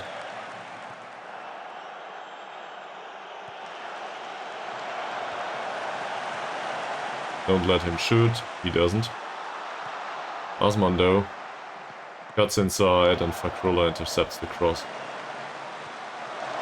And this is fine. I do not really know what this implies though, Mies. What would you want me to change? Less personal instructions?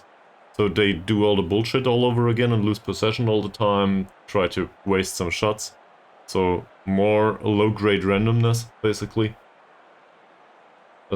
I do not see why this would be a positive. I don't want to contest that point immediately, I just don't know what it implies.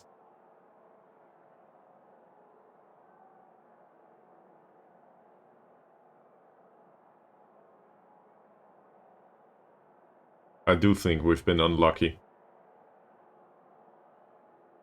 At least. Let's tell that to the players.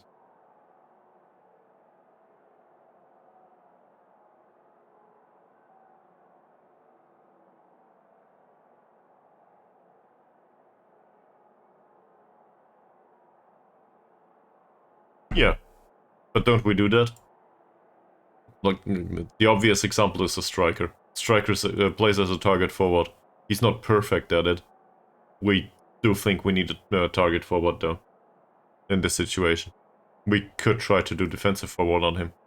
He's a little bit better with that. At least according to, you know, the star rating and stuff.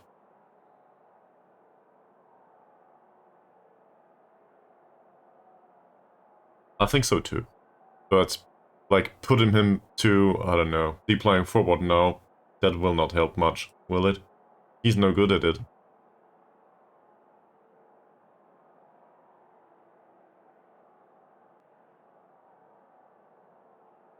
Okay. That worked and we will encourage the rest.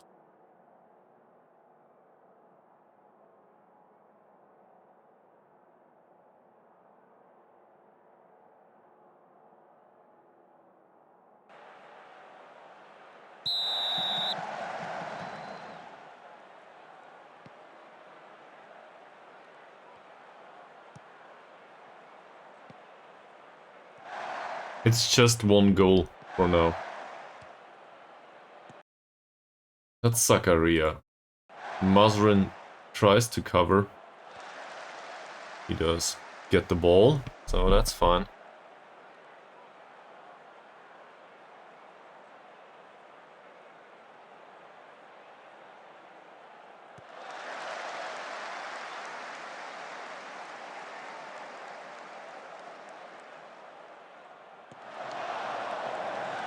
Yeah.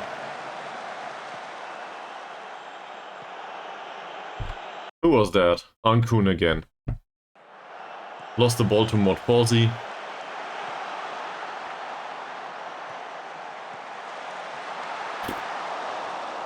He parried it and it went towards the goalpost. At least it's entertaining football, that's for sure.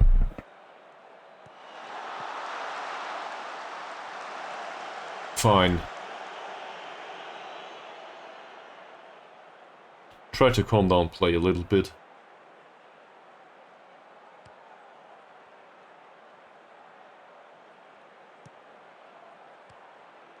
We did tell the goalkeeper to roll it out, right? Yeah. It says to the fullbacks though, and he doesn't do that. Maybe they're too far away.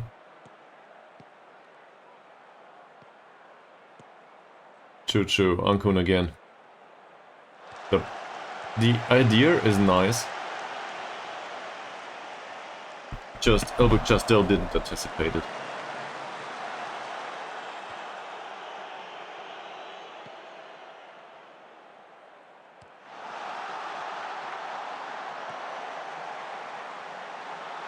And that's just an unfair duel. Yeah, carry is too slow. That's it. I'm not sure if there's much else to tell. Looking at this. We could have closed him down a bit more, but the distance is too far. Baru wouldn't have had an opportunity to get there anyway. And this long ball, Carrier had all the time in the world to defend it. He didn't. What was his superior skill short? That's it.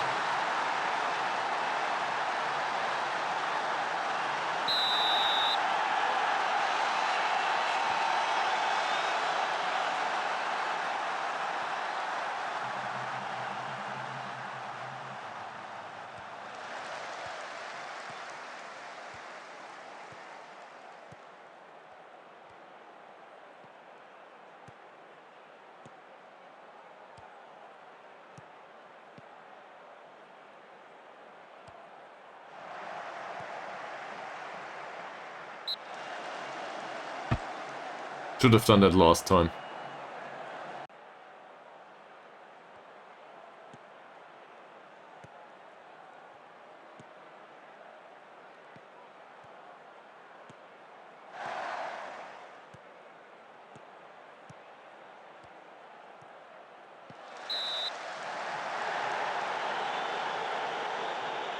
I don't know. They're faster than us, they have better positioning, better off the ball movement, superior strength. Overall, I think this has to be expected.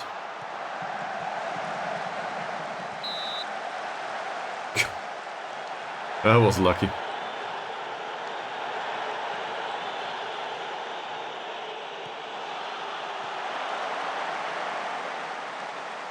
There people really likes to push the ball away for no reason.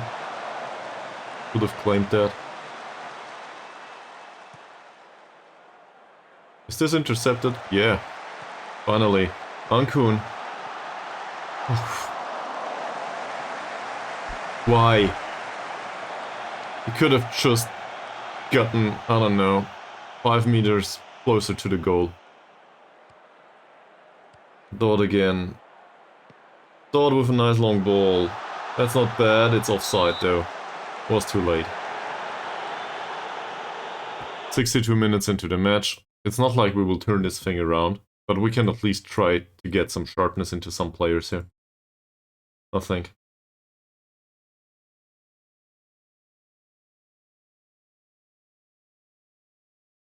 The first one that comes to mind is a striker. I think we'll do this, yes. So we'll bring on Jeffrey for Fakrullah, I think, just due to the yellow card. So these two need to change positions though. Now Carrier will be on the right, Jeffrey's on the left.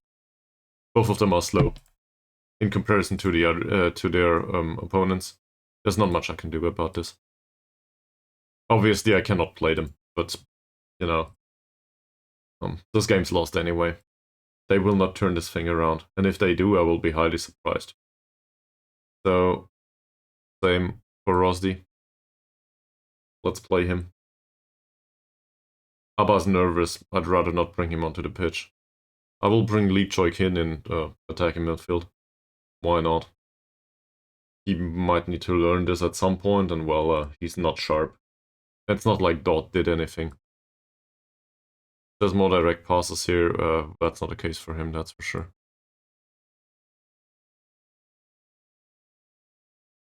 Alright. Barut just returned from injury. Might as well sub him off too. Maybe Hammer can do something. And then, I guess Asamuddin would be the last option here. But that would sub all 5. Maybe somebody hurts themselves. Oh. He's still uninterested. Great.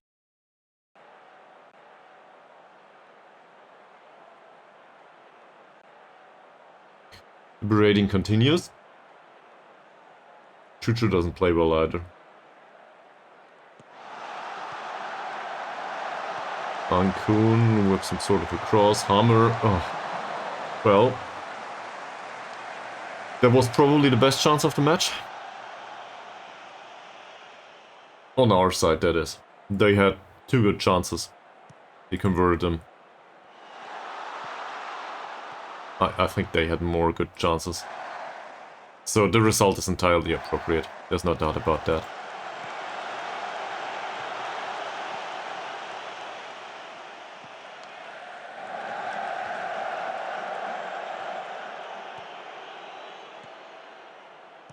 Good play, Zakaria. I will also take off this instruction.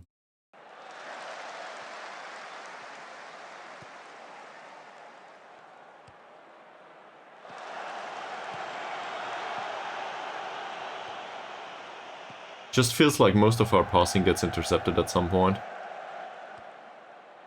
So either the quality of our passing is not good enough, or our strength is not good enough to cover the ball, or the movement's not good enough.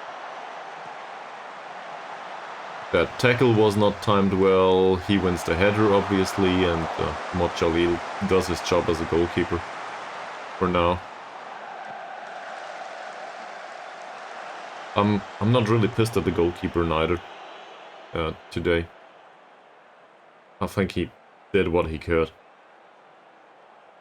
There just wasn't much to do in some of these situations. Obviously he could have saved one more, but it doesn't matter.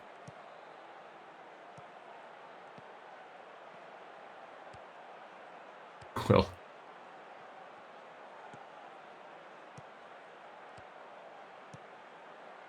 Chuchu, Ankun, decent pass, Lee Choi-kin, decent pass too. Can we salvage a draw? Can we? Created by somebody that has no idea how to play as an attacking midfielder. Well, was a good pass.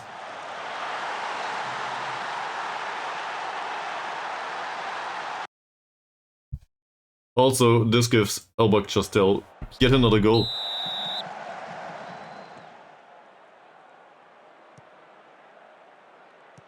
He's tired now though. Shall we take him off so he doesn't get hurt? Bring on Grandpa.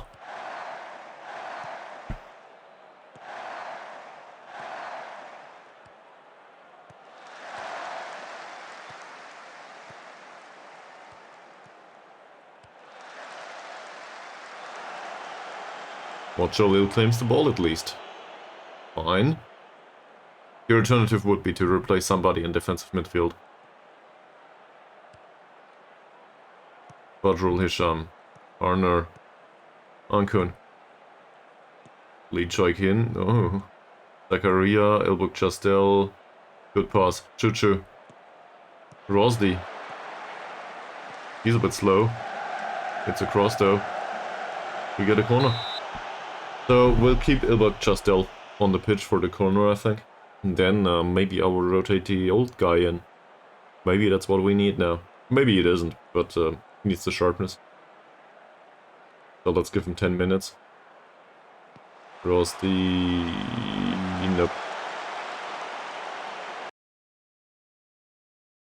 Welcome to the pitch, Asamudin. Welcome to the pitch. As a DLF? Sure. And we'll try to be positive about things. Yeah, I think that's alright. You can do this. You have all the experience. I know you can.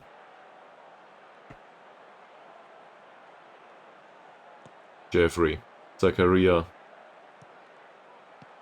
Not losing the ball just yet. Good morning, Chernolet. What time is it at your place? It must be like around 6 AM. If I recall correctly. It's also Malaysia. Just putting it out there. Oh, okay, I guess that works. Still pretty early. Choo-choo, Jeffrey, it could have been the equalizer.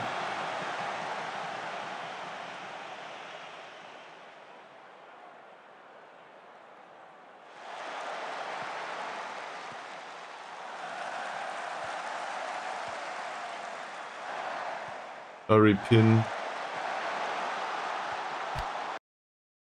What are you doing? He's too weak to cope with Asman, isn't he?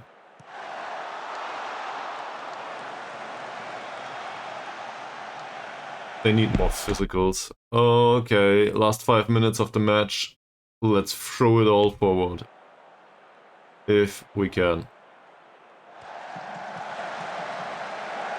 Conceding one more goal will matter for the morale, but not otherwise. Apparently, we do like to give him additional opportunities though. No. That's fine. Hammer. Can you do something with it? Drifts forward a little bit. Asamudin is fouled. Oh! Gets back the ball. Choo-choo. Ankun. Hammer. The opportunity to go down the middle. Yeah, the middle road was there. Hammer with a cross. Choo-choo will not win the header. And neither the running goal. Go. You have 2 additional minutes plus whatever stoppage time there is. Apparently not much. Rusty with a corner. Referee doesn't win the header duel. That goes out. You can make it! A point against number 1 in the league, that would be fantastic. Yet another cross. Well... I guess the defending is acceptable. Sadly. Still working it into the box, by the way, and look at this! Why? Just put it somewhere. Not straight to the opponent. Rusty, no chance facing Amen. Badrul Hisham with a long ball, I guess that's appropriate. Lee Choi-Hin has no chance whatsoever. Doesn't even jump.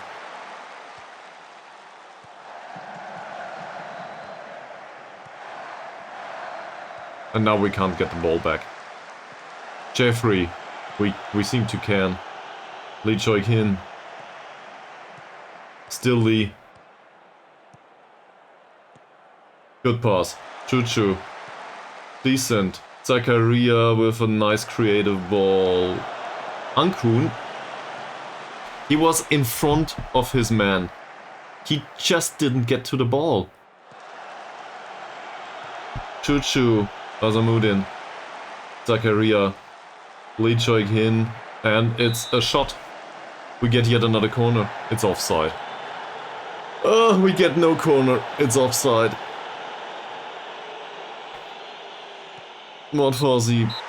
That's it. We lose.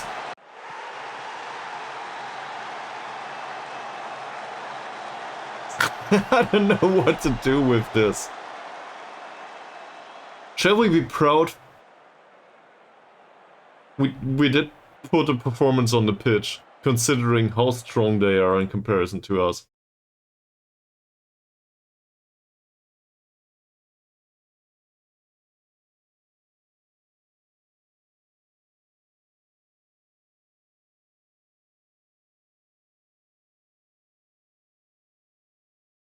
Let's encourage them.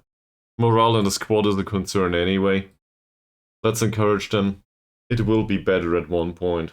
Not in this match though. This match wasn't good. So, still 7 points. And Pahang are on 6 matches undefeated now. Well, I think 6 matches won actually. They played 5 in the league, won 5 in the league. And now, well, they also played that one cup game and won that one. They did concede though, so at least we got a goal in, but really, we wouldn't have deserved to win this match. They were way better. No way around it. Who's our next opponent? I think it's Kuala Lumpur, if I'm not mistaken. This one should be Kuala Lumpur City FC. Let's see, I might be wrong about it. No, I was wrong about it. It's Tirunaganu, which is not much better. They are 4th in the league. Yeah. We face all the teams that will most likely devastate us. The good part is there's a bunch of teams down there that do not seem to win either. So, yeah. I wanted 1 point at least, didn't get it. Okay, so, this stream's been running for 2 hours and 10 minutes. Yeah, you can, you can phrase it that way. 6 pointer next. 6 pointer Y. Hida is 9th. That's afterwards. But, why is this a 6 pointer according to you? The match facing Pirangangu.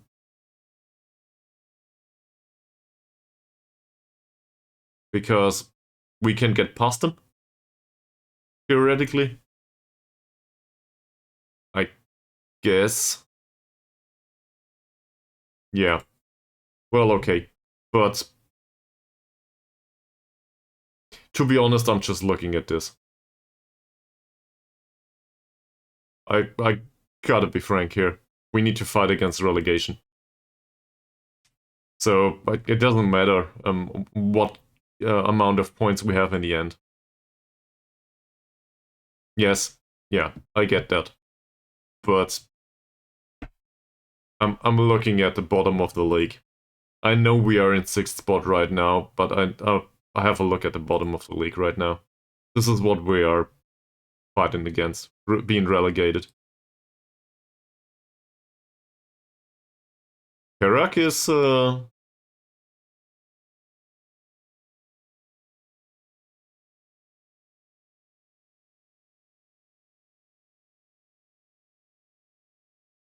I know.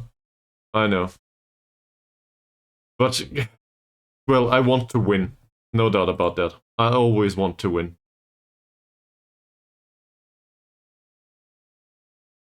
Also, let me show you something here, just for a second.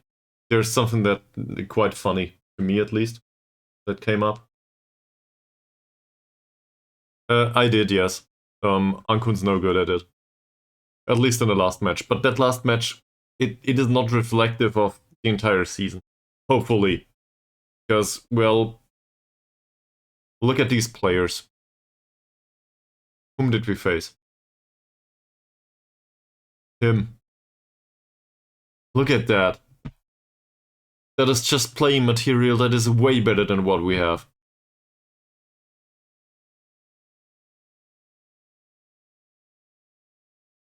And who was the other striker? It was not Ezequiel Aguero, which, you know, would have been fine too. But who was the other one? This is the youngsters. No, it was Fawzi. He did the other striker. I think maybe he was also he also played as a winger. still, this is playing material that is pretty good. So I have a hard time coming up with a tactic against this. I think, honestly, conceding 2 goals, that is a decent result. It's not what I wanted, but it still is somewhat appropriate. Reflective of the skill level. And we just need to go through and continue with what we have right now. I did make a few changes in the tactic. Most importantly, I did put Baru on attack duty again, but he just returned from injury. I cannot expect him to pull this thing around single-handedly. Dot didn't do much on the positive side. He's also returned from injury. Nazarudin was the one that did play it on an acceptable level. I think he has 9 points of finishing. Oh, he's on a 7. Never mind. Yeah. He shoots less because otherwise he takes long shots. I don't want him to take long shots. So the shooting less here, at least according to what I have seen, implies that he runs more. It's a bit weird. He might run more or he might take the pass, but he does less risky passes anyway. So most likely he will run more with the ball and take the shot in an appropriate situation only, late. And this is what I want him to do, right? I do not want him to shoot all the time and waste all of the efforts. I'd rather retain possession in this situation. So I think it does make sense. Anyway, I will go on a short break and find out how long I have. That's on him, on him anyway. It's part of the winger role. And he does have good crossing. But for what? Like, there's a bunch of stuff that needs to go the right way with him. I guess he could hug the touchline, sure. Like, I'm not opposed to it. I'm opposed to the training workload.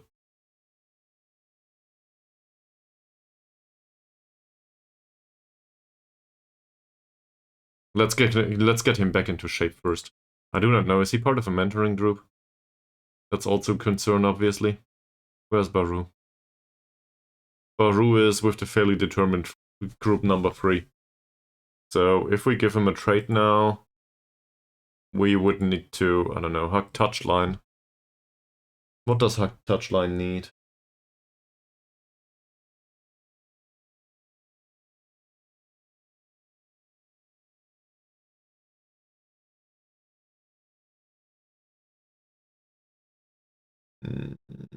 Player traits, hugs line. Let's have a look. Great, here we go. Hugs line needs good dribbling ability, so dribbling technique, anticipation, and balance. Well, his balance is shit, so that's not a good start. Crossing ability, crossing technique, anticipation, decisions, teamwork, and vision. Crossing he has. Technique, somewhat. Anticipation, well, somewhat. Decision making is shit. Teamwork, not a thing. And vision, he's really bad. Attacking movement, anticipation, decisions, teamwork, and off the ball. Anticipation, no decisions. Teamwork is pretty bad. Off the ball movement is lackluster, but appropriate. Acceleration, agility, and pace, that he has. The mobility is there. It basically says he has a problem controlling his play. That wide. He is likely to run it into touch or something. If I interpret this correctly. I hope that makes sense. Like, I'm not opposed to the trait. The trait on him would be great. He needs the attributes first, I think. So it's more appropriate for him to be closer to the goal and still work as a winger. Because, well, then the distance for his passing is not that far away. Distance for the crosses is not that far away. Does that make sense? I derived this from Guide to FM right now. It's not like I'm an expert on this. That's an honest question. But also I will put the link in here, you know. line. Can we... I should be able to put a hyperlink in there. Maybe. Let me do a short break, and we'll have a look afterwards, okay? Maybe we can do another match. But that would obviously take another 2 hours, so, or 1.5 or something. So let's wait a second. BRB.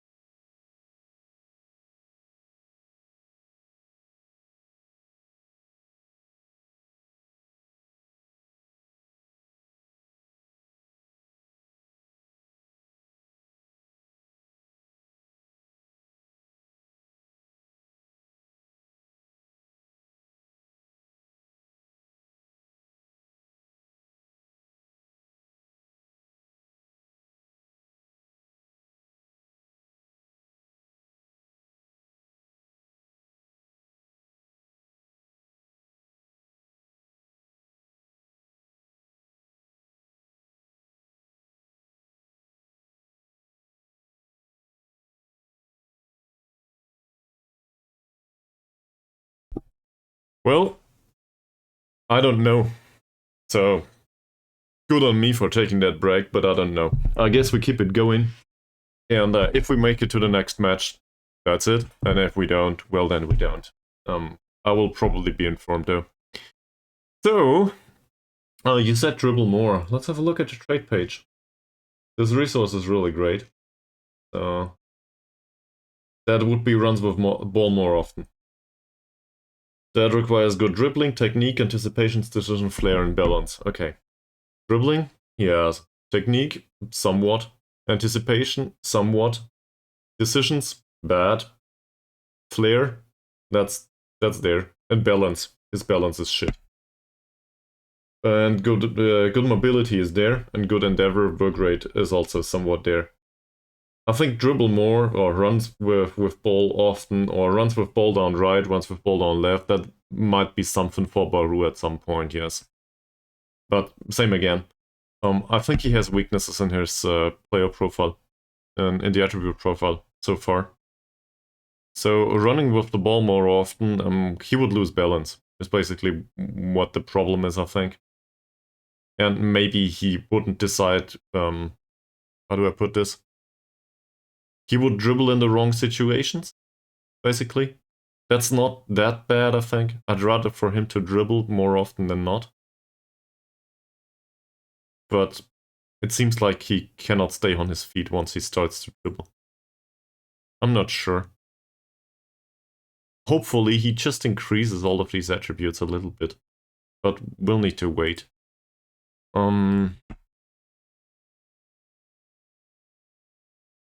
There's other players here that do have development, like Mazrin.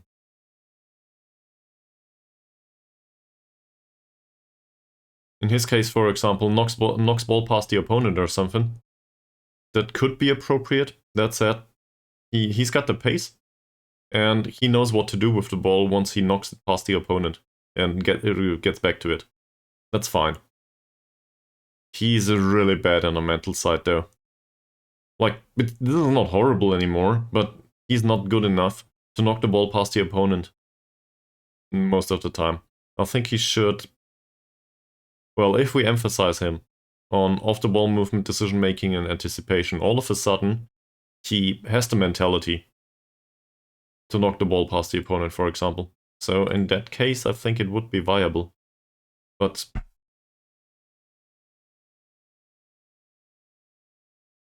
also something else came to mind recently. So you will probably hate me for that. But I'll go to preferences, and there should be colors somewhere. Where is it? An interface, right? Where's the threshold for the colors? As always. skin colors. I want to increase that. We moved one league up, so average should be 7 now. This should be 10. This should be 13. That's just for me though. Like, I have my problems if this is not around.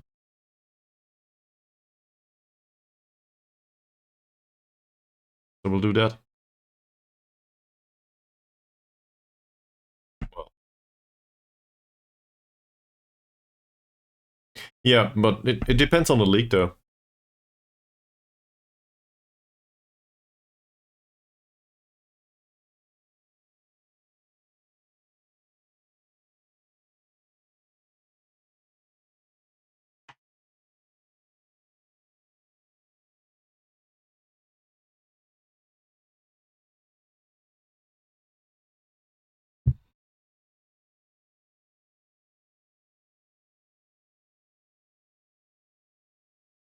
Well, to be fair, it depends on the league as well as your personal preferences, right? So if your personal preferences are to set it even higher, just to challenge yourself, that's fine. In the end, it's just a tool. It is there to help the player. So you can set it to whatever you want. I mean, I guess you can also set it to 1, 2, 3. It doesn't matter much. It's just not useful in that case. So I think it is a way to passively challenge yourself to sign higher profile players. But if all the players you find are grayed out territory all the time, like really bad, oh no. Probably not Zakaria. But look at this. If all it does is tell you that your players are shit all the time, it doesn't help much. In this case, though, it tells me, well, composure, positioning, and strength are the weaknesses of this player, and afterwards, he will be tolerable for the league. He won't be great, but we will probably be able to make do with him. So I can focus on that now. And this is why I increased it, because otherwise it wouldn't have shown. Obviously, I still look at it, but it's easier to have it at first glance.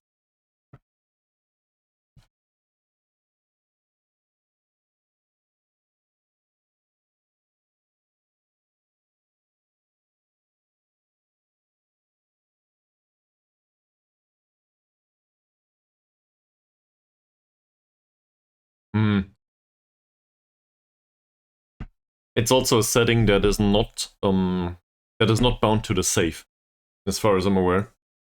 And I really hate that. I tend to set it up in accordance with the league, so contrary to you, Mies, you set it up once.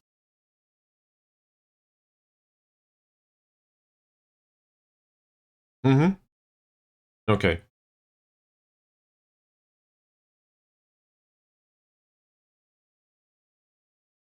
So, in my case, though, I set it up in accordance with the league, and the averages in the league and so on. So I guess that does make sense, I hope. At least for me it does. And then I try to make sure to adapt it once I get promoted or relegated. Because the level of play in this league is different. So I want another threshold. And I didn't increase it yet. The problem now is, if I go, I don't know, if I load a private save now, that I don't do on stream, say, I don't know, rock bottom league somewhere in Wales, then all of a sudden the thresholds are not appropriate anymore. So I need to set it up again. And then it influences each of the saves in the same way. It's not bound to the save. That should be changed. Then again, this is a niche scenario for people that do more than one save and do want to change it all the time. So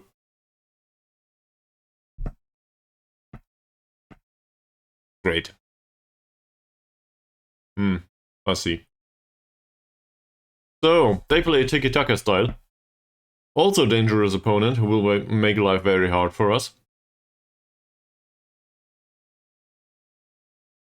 It's not much to do though. If you know where to find the menu, just look for color. Then look for the real color with the correct spelling. Then increase it all by 1. Or decrease it or something. That works.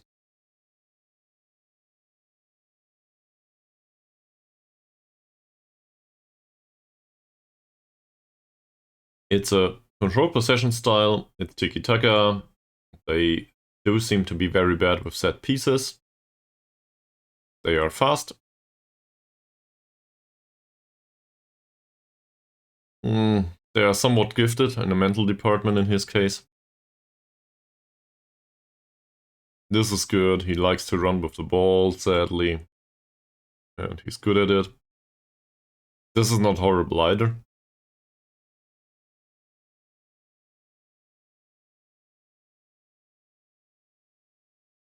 Wow. He's 35 and from Haiti. Spent some time in Argentina, Mexico, Haiti, Mexico again, Bangladesh, India, Azerbaijan, and now Malaysia. I think I have it. That's not a job I was looking for. Just imagine we had this guy as a scout. Just imagine that. I mean, I guess he would do as a head of youth development too. But, yeah. Not the amount of money that we can afford.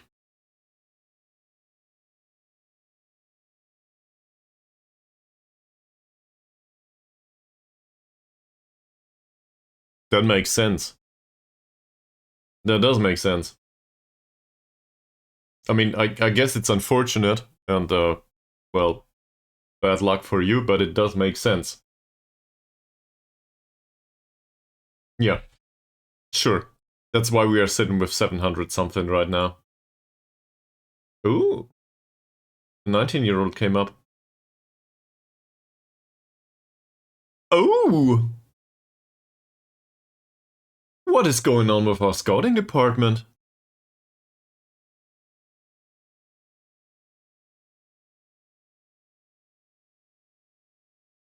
WTS. One Tendong Stable FC. I have no idea about this club. It's a non-league club. I don't know it. This player has low determination and is media friendly, but he's 19 years old. And he's entirely appropriate for our level of play, isn't he? Yeah, I know. But still. There's two clubs on his heels already.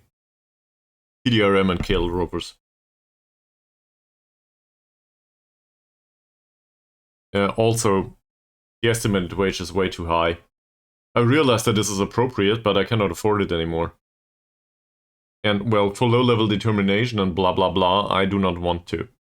I think we need to focus spending on, you know, results and not growth potential for the future. So I'm going for more of a value approach right now. Which, well, in Football Manager, I'm not the biggest fan of. In investing in general, I would be. But here, nah. I want to have some potential in players. Usually. That said, in this case, he's okay. If I compare him to Mazrin, he's still okay. Not fantastic. So, let's try something. Oh, he's not convinced.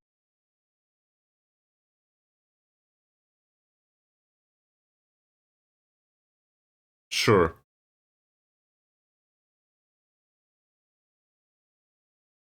Breakthrough prospect is fine.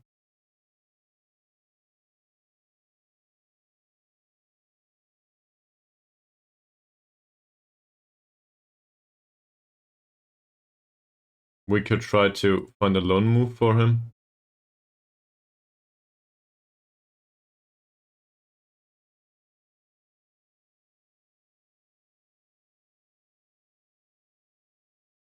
Don't want to do that.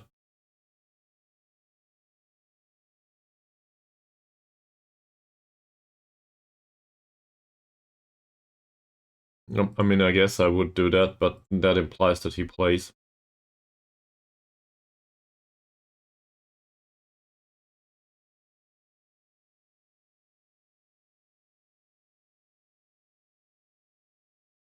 Hmm.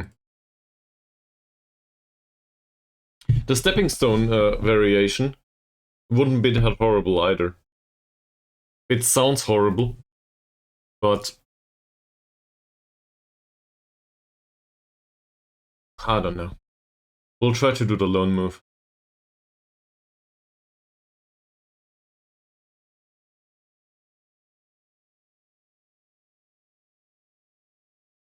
So that would enable us to loan him out to, for example, the Liga M3 team.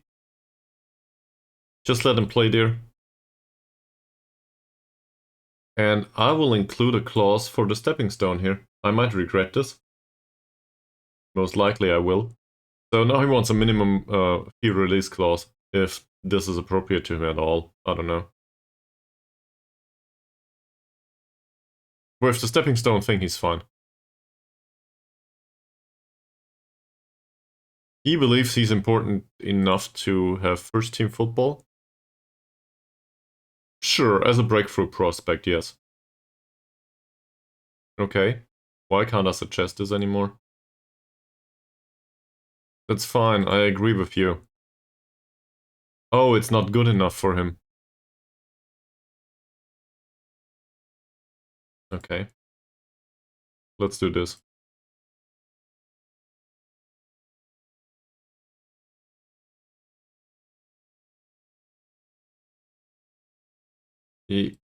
He's not happy with the promises. This is the first time I ever encountered this, by the way.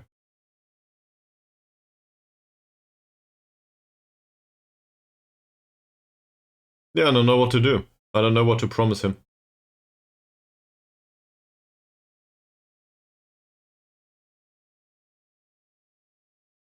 This? It's not an acceptable offer to him. Okay, fuck off then. He's part of the shortlist. Great. I clicked on the wrong menu. It was interesting though. That it was.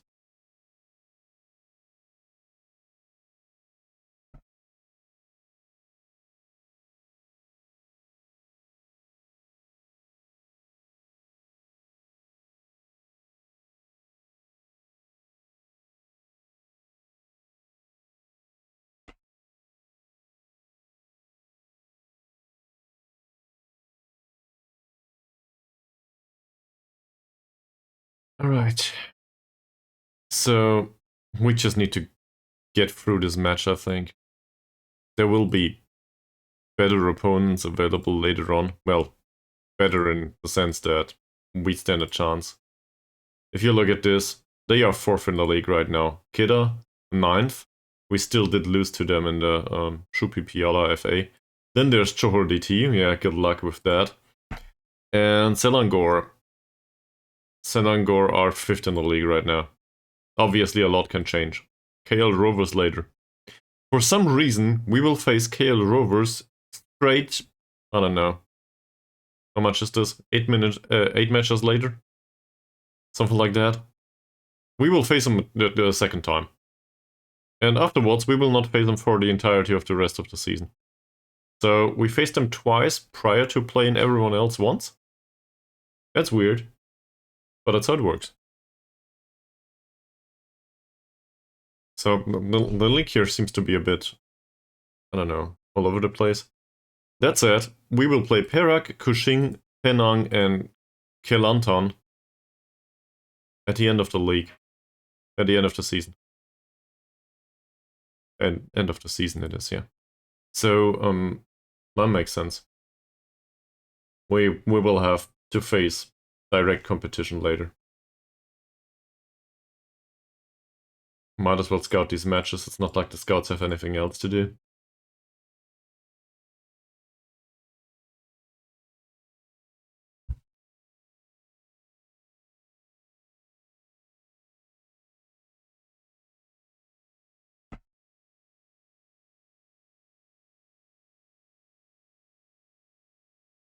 Okay. That's 2 out of 3 is a draw. That's not too bad. I do like that. Now we only need to get points ourselves.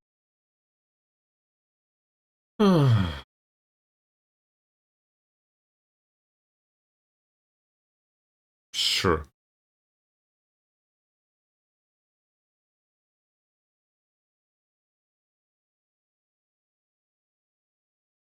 No recommended players to be found there.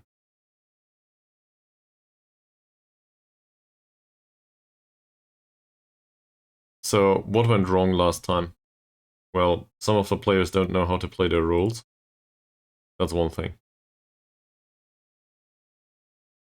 How's Nazarudin? 3 days to go. He might make a comeback. That said, he's not in a good shape just yet. Great. By the way, I really appreciate the way this menu sets up once the dialogue pops up. This is interesting. This wasn't the case in FM23, if I'm not mistaken. But it is a thing in FM24. Not that it matters much.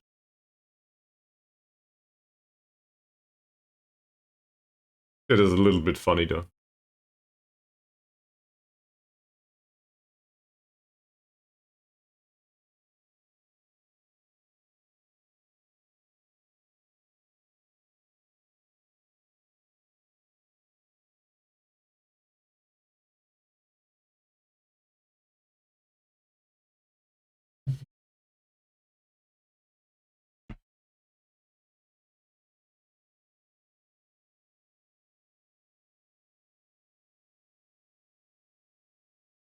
Next match is an away match. So, begs the question, do we want to switch formation and tactic? Do we want to go low block defensive? In this case? And if that's the case, I will need to shift training to this. It is the primary train tactic anyway. Okay. In that case, I will need to shift training for this.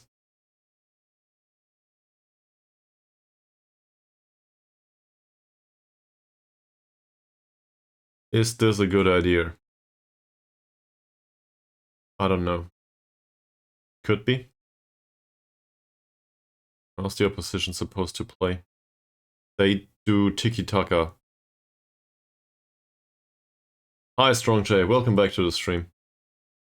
You didn't arrive at a point of nervousness for today. We did lose though. So, there's that. Hopefully the next match will be better. And I suppose I might make it there today. So, get another hour maybe. A little bit more. How are things going for you? The off-the-ball movement is okay. Not physically strong though. Neither him. So, a low block might stand a chance. Emphasis on might. Overall, the creativity in the squad is fine. It's not absurdly high though. On the defensive side, they are fast but not good jumpers. It's, well, with respect to me personally, I'm fine. I think. And in Football Manager, we just lost to number 1 in the league. Who was it again? We just lost to Pahang. It was a 1-2 at home. So, not great. But on the other hand, it is entirely expected, given that we are relegation candidates. And this season it certainly shows. We also have problems with team cohesion and general atmosphere at the club. I did make the error of bringing in players that are more professional than the rest of them. So, error. There's a transition period here. And all of this doesn't really contribute much to good performances on the pitch. Familiarity with the level of play isn't good just yet.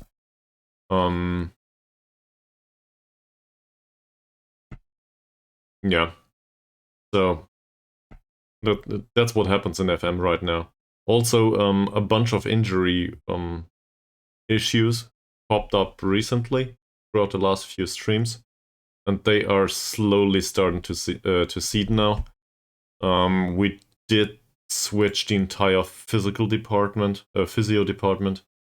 All of these now have physiotherapy 10 or 11, so that's good. Yeah.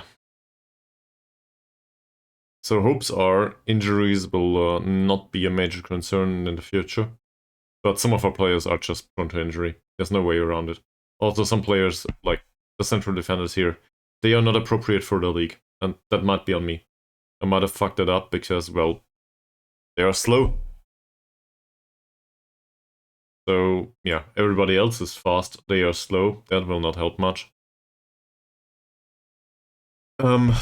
Also, I think we will do low block again. It's an away match. Let them come and we will try counter-attack. I don't know if it's a good idea, but we'll try.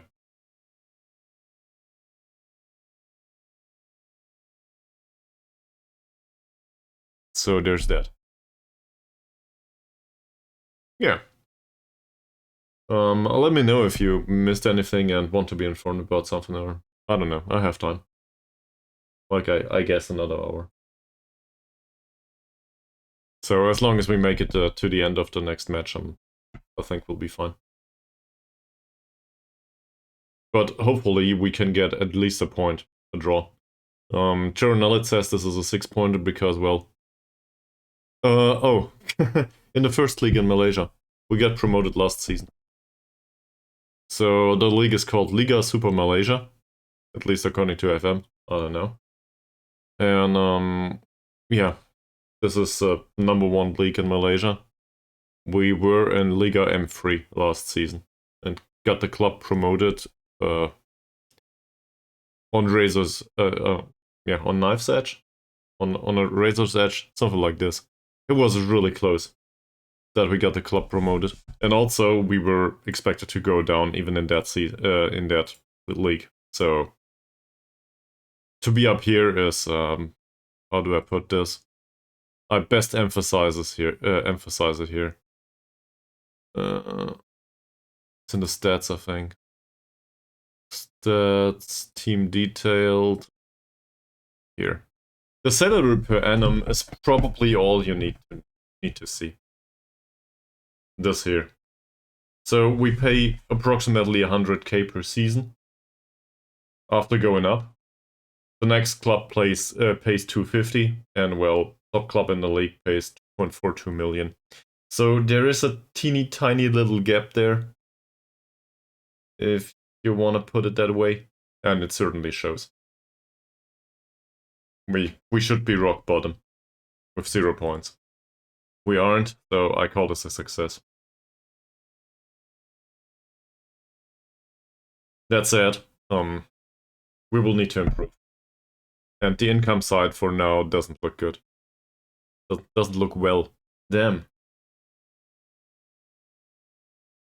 Yeah. That's it. We have a few players, though, that are appropriate.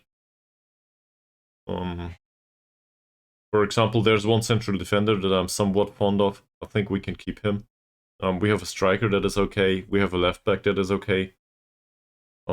Like, not on this league level okay, but on...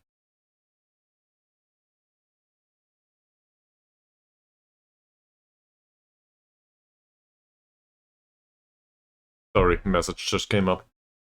Yeah. There are a few players that are alright for Liga M3 in particular, but also they are borderline capable of playing here. And I think I will need to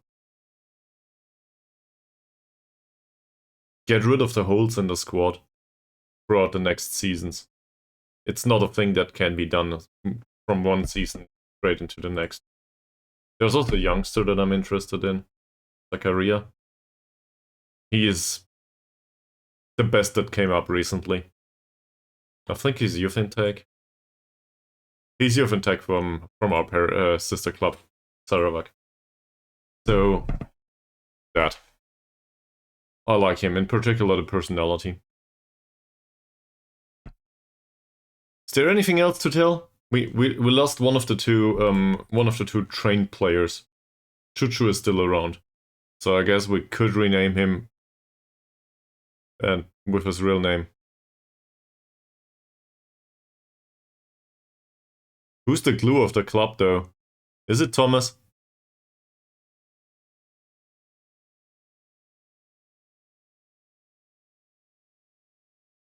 Diego? Who are you talking about? Probably Thomas. Maybe we can bring him back. I don't know.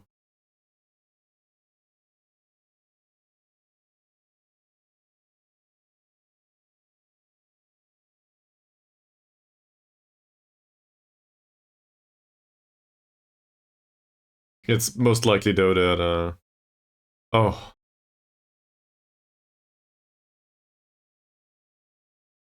Why? Yeah. Okay, so for everyone else, well, I guess with the exception of me, he's probably aware. But for everyone else watching this, in case you do not follow the stream that much, the hardworking assistant manager was somebody that was nicknamed Sharon Nullet because, well, he's still part of the game. Let's have a look. He's probably without employment right now. Yeah. He's considered to be an assistant manager and he's unemployed. Just look at the stats. You can probably see why I fired him. It's nothing personal, he's just not good enough. At least not for the level we're playing right now. We replaced him with the...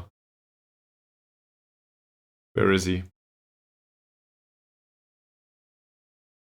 We replaced him with a technical director that also got this nickname, but by Mies. He's a little bit better, and in his second role, he does the job as an assistant manager. He wants to be technical director though, so yeah. He doesn't really do any technical director things. He just doesn't. But we pay him as a technical director. He likes titles and promotion due to being a technical director.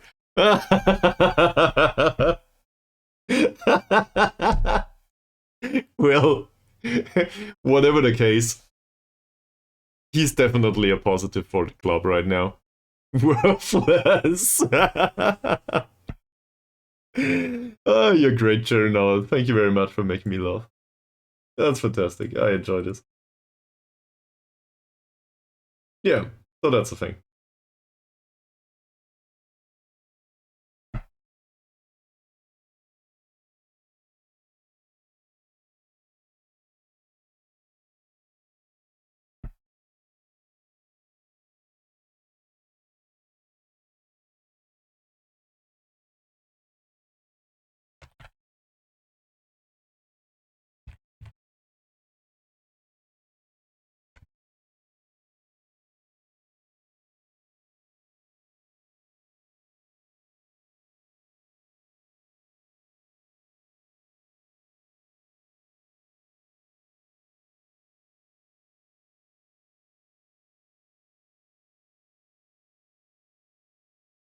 Okay, Diego's loan performances. Well, that's not impressive, is it? 7.07, never mind, I'm okay with this.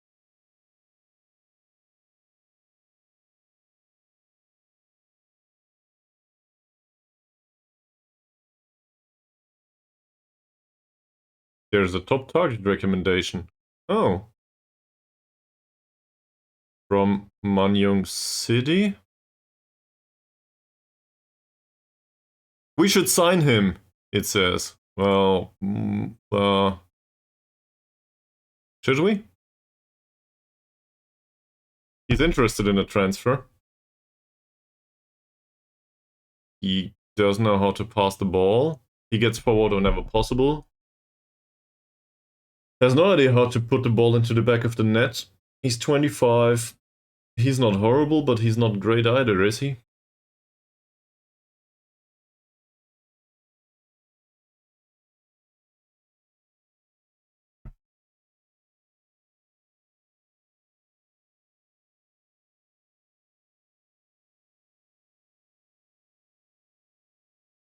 Okay, Safri. So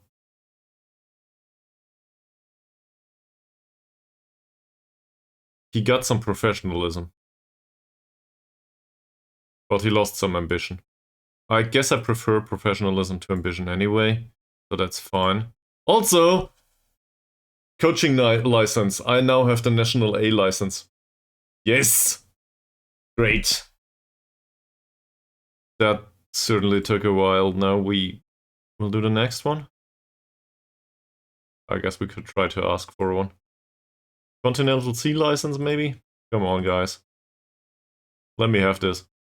I also find it quite funny that none of the managers ever fail at a license. I don't know why this is a thing. In real life, sometimes people fail getting a license.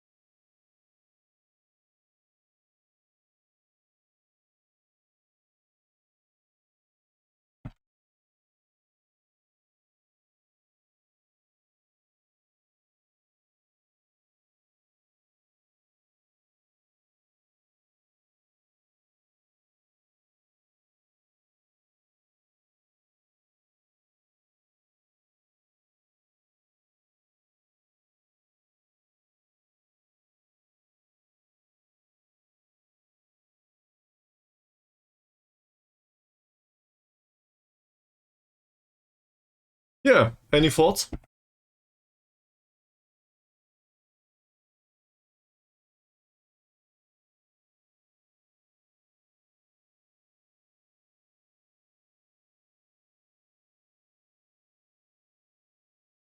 He trains well, it seems. That's good.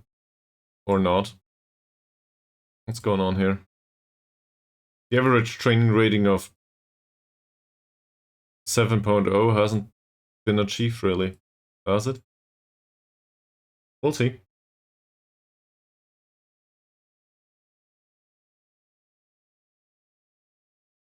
You did? Okay. So it happens at some point if they have no more potential or something? Is that a thing?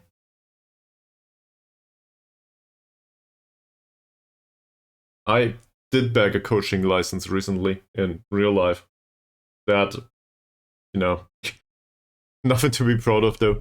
But, so, that's not a coaching license, is it? It's some sort of license, whatever.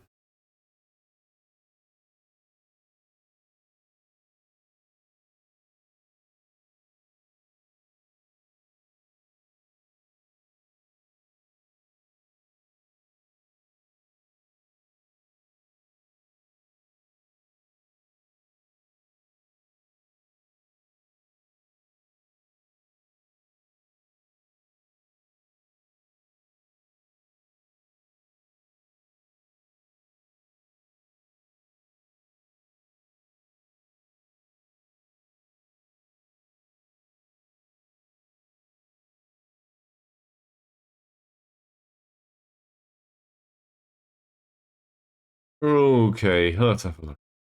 So, the board overall is happy with our performance. The supporters overall are somewhat happy with our performance. I think that'll be fine. We do start another coaching course, because, you know, that's how you do it. And dressing room atmosphere is in decline. That's something that we need to... We need a solution for this. Anyone has any ideas? It's with the professionalism stuff.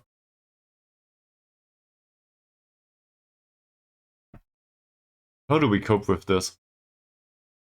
There's many contrasting personalities throughout the club, and many players who don't share the same levels of professionalism. So, this goes to the detriment of our club atmosphere all the time. I do not want to get rid of the professional players. That will not happen. So,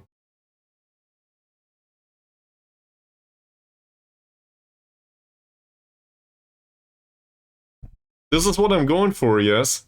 Let's have a look at the under 21s, by the way, but I think we've been here. I had a look at these, right? Well, but now we have the player attributes on some of them.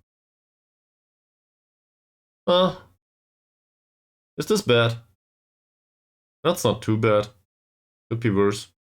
Let me guess, he's susceptible to injury. No, he's not. Then he wants a ton of money, most likely. Sure.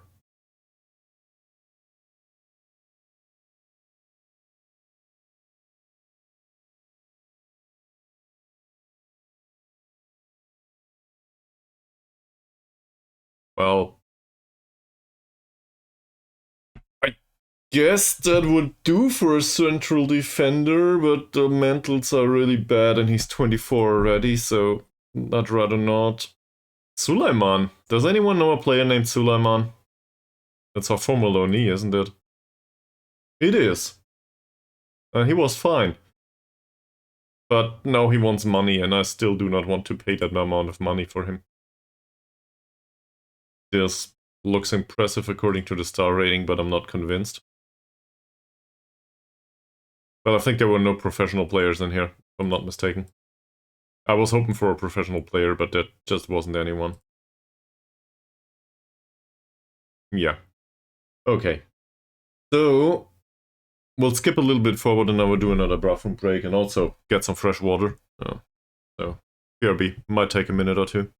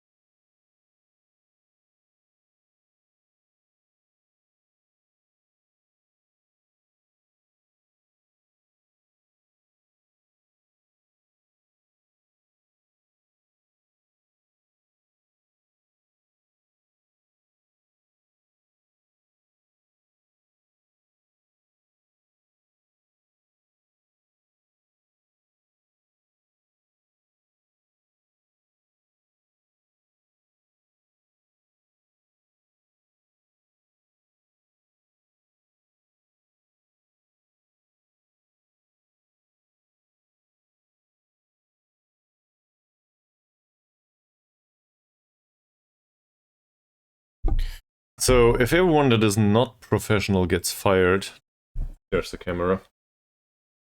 Who will stay? I think that basically that's one player that can stay, right? And the rest of them gets fired. No, Dicky can stay.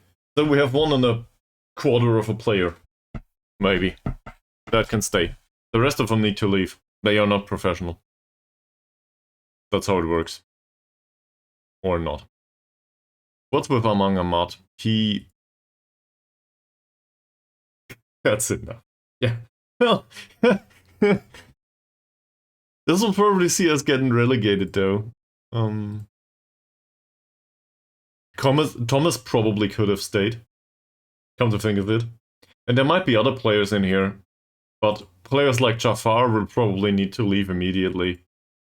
Come to think of Jafar, he still earns 25 euros. Oh, yeah, yeah, well, Thomas was balanced, but we knew that he had professionalism. He was a former fairly professional. So, for me, that would have counted.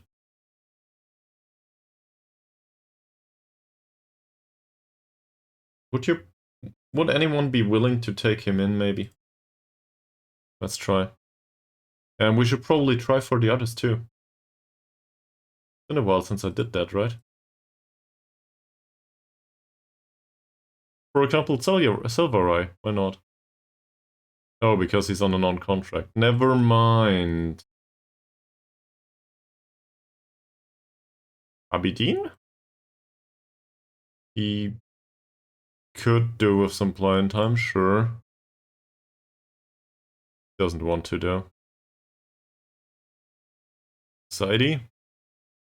Hashtag leave Jafar alone. You are... This is a lost cause, you realize this, right? I do appreciate it. I do appreciate fighting for a lost cause. That can be fun, I guess.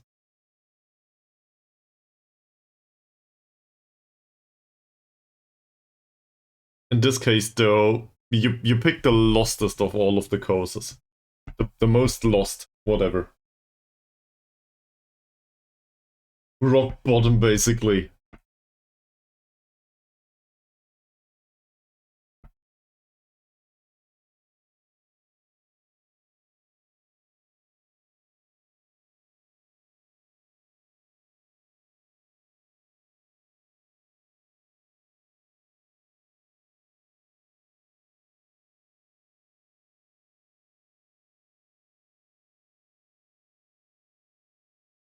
And the assistant manager.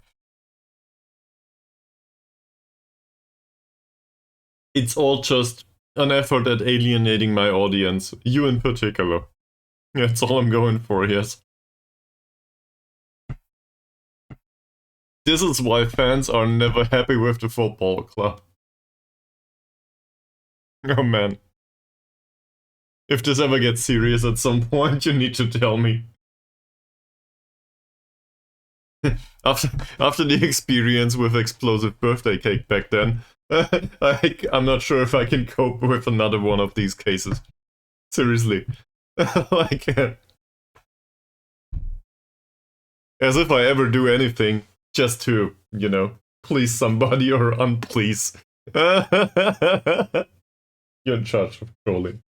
I'm not sure if I appreciate trolling that much. Trolling can be fun until it becomes too much, you know? I will tell you, once it crosses the line. For now, I'm fine with it. I do not take this seriously, if that makes sense. But if I at some point should, then, well, it's just a game, you know? Yes, I know, we'll be fucked. We go for counterattacks on a low block today. Why not? Also a broad water. The cold kind.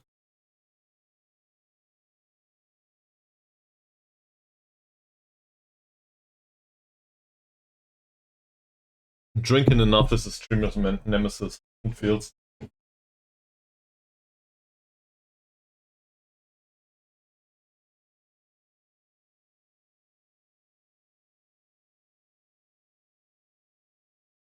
Silveroy, I think. Might be the one. He's fairly pro though, so he actually has some potential for development, maybe. On the other hand, might not be Silveroy. Isha! It's Isha.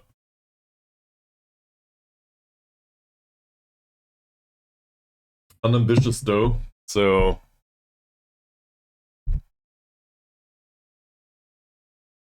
I don't know. There's a guy named Dot here. We had a look at him earlier. He's maybe a central defender, maybe a left back. I don't know. Unambitious too. Saidi.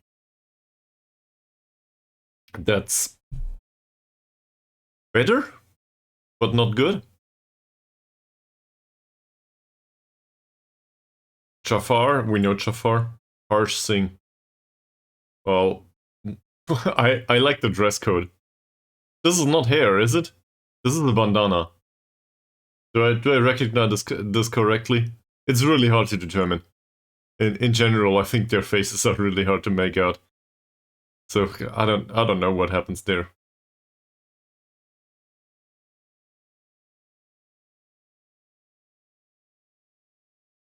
Whoever's in charge of doing the face generation in Football Manager, I'm really sorry for them. With everyone fighting in and saying that AI generated faces do much better, and well, to be fair, they do. I'm sure they put a lot of effort into their work too, but the result just, I don't know. Maybe they should switch the approach. Why?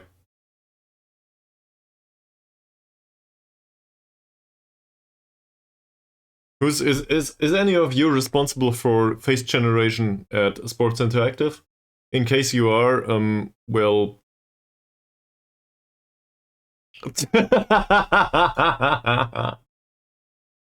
Yeah. Then again, I think Miles will probably. It's his job after all to sell this stuff to anyone, isn't it? So, to be fair,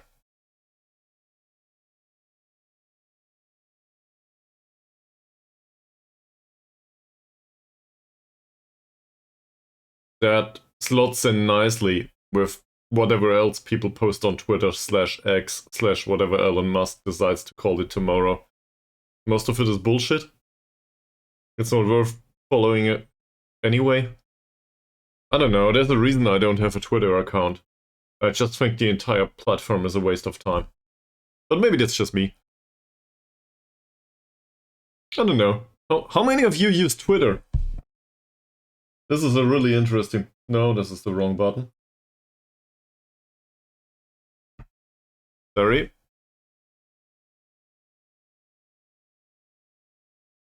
Hopefully I didn't throw anyone out now.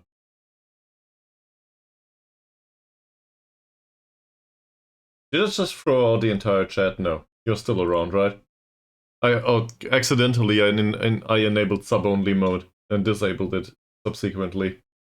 But it's only for chat, right? Where the hell is the poll? Here.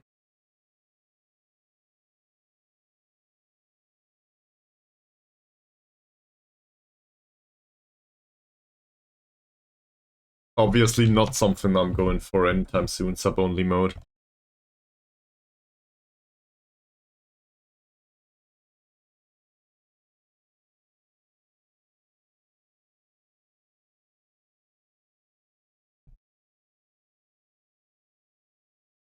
There we go.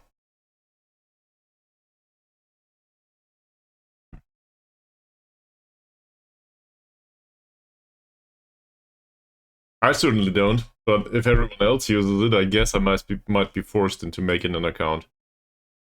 I did avoid it prior to being renamed to X or whatever it is these days. Or, I don't know, not knowing what to do with it reasons. What the hell shall I post on Twitter?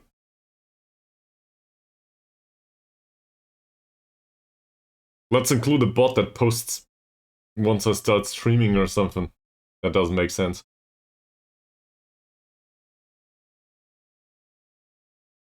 We have a Discord server for that, and I'm not sure if it's useful to anyone either. Well, the Discord server might be. But the automatic messages and the announcements, I'm not so sure if anyone appreciates those. There is... Thank you very much for not participating. Great.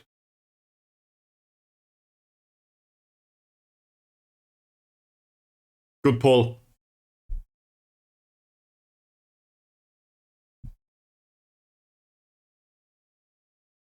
Really good poll. So...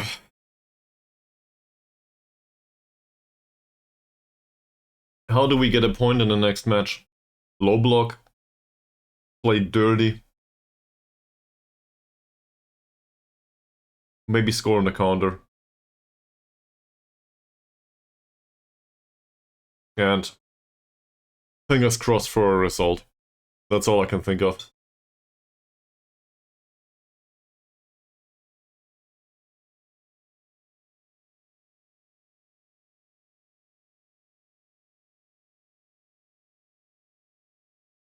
This takes a while. Why?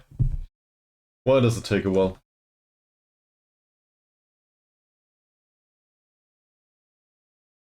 You realize that you've lost control over your life if you find chocolate on your phone screen. Don't clip me on that, please. All out attack. That's a way to do it too. But I think I'll take a pass. This will stay. Zakaria can stay, Ankun can stay, Baru can stay, Chuchu not so much. We'll switch Chuchu and Harsey. Harsey can play in that role, or he can be on attack. Does it matter? Maybe. What's the opposition doing?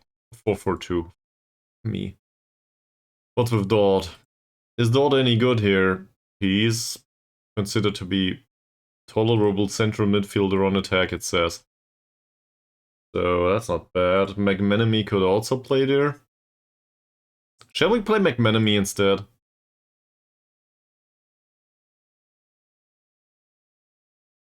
Sure. Let's play McManamy. Even knows how to play there.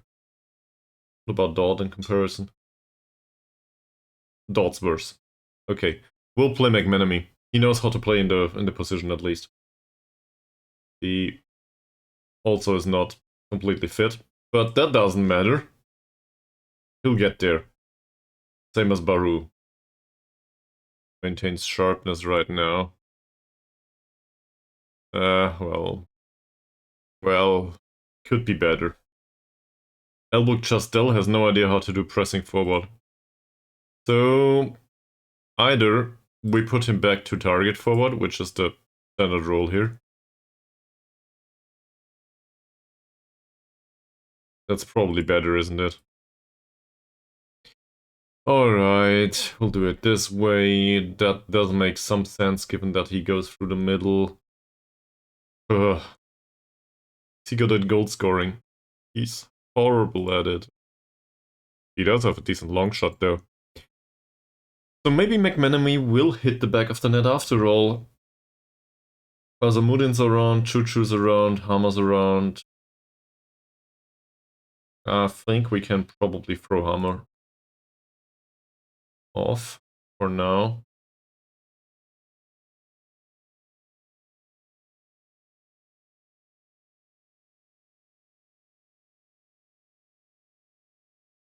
His anticipation is so low.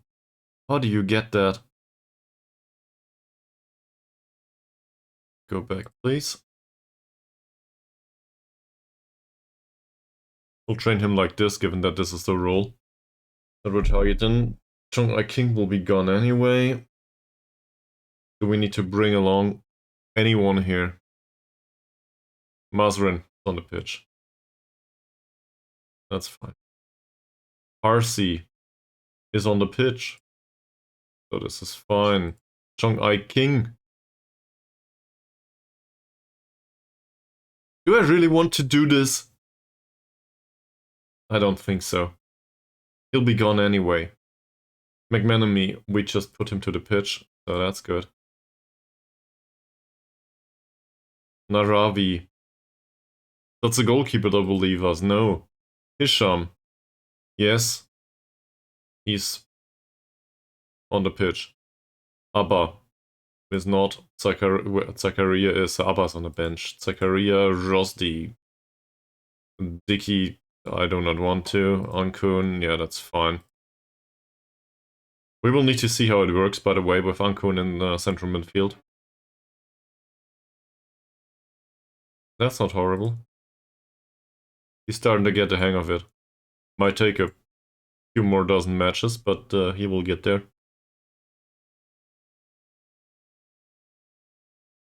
Rosamun is in decline. Jafar doesn't train well, unsurprisingly.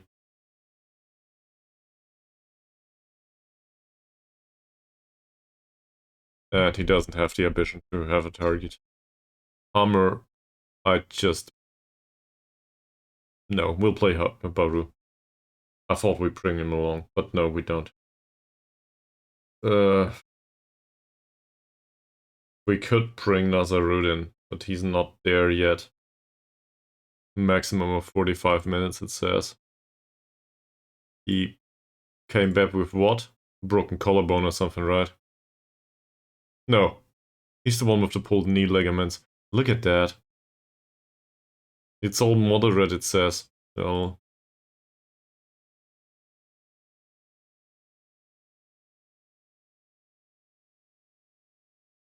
Can play on the left too. Borderline capable, I would argue. That's... I mean, I guess he deserves it, given last match's performances. But then again, do I really want to? Fine. I'll bring Jafar. He can play in attacking midfield, so there's that.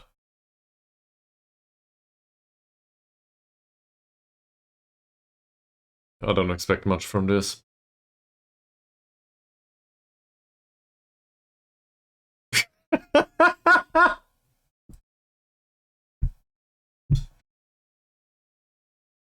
This must be a reference for the to the opposition. It can't have anything to do with us. There's no. I do not accept this, Mies. I will... When's April? In 3 months, at the 1st of April, if I stream there, I will do a 442 as an April Fool's joke. That is a possibility. Somebody's gotta remind me of it though, because I will... I do not want to do it. And in case you hear anything in the background, there might be people in this apartment that are not me. If you don't, well, then you don't. You have to cut onions now. Alright, this is fine. Do your cutting onions. It's okay. So, he's somewhat fast. Bravery is a bit low. We do at least normal tackling on him. I did cry earlier too. I don't know when. Oh yeah, Jaron showed me his central defenders. Jaron showed the central defenders, I think yesterday evening in the Discord. That made me cry. Excessively, I might add.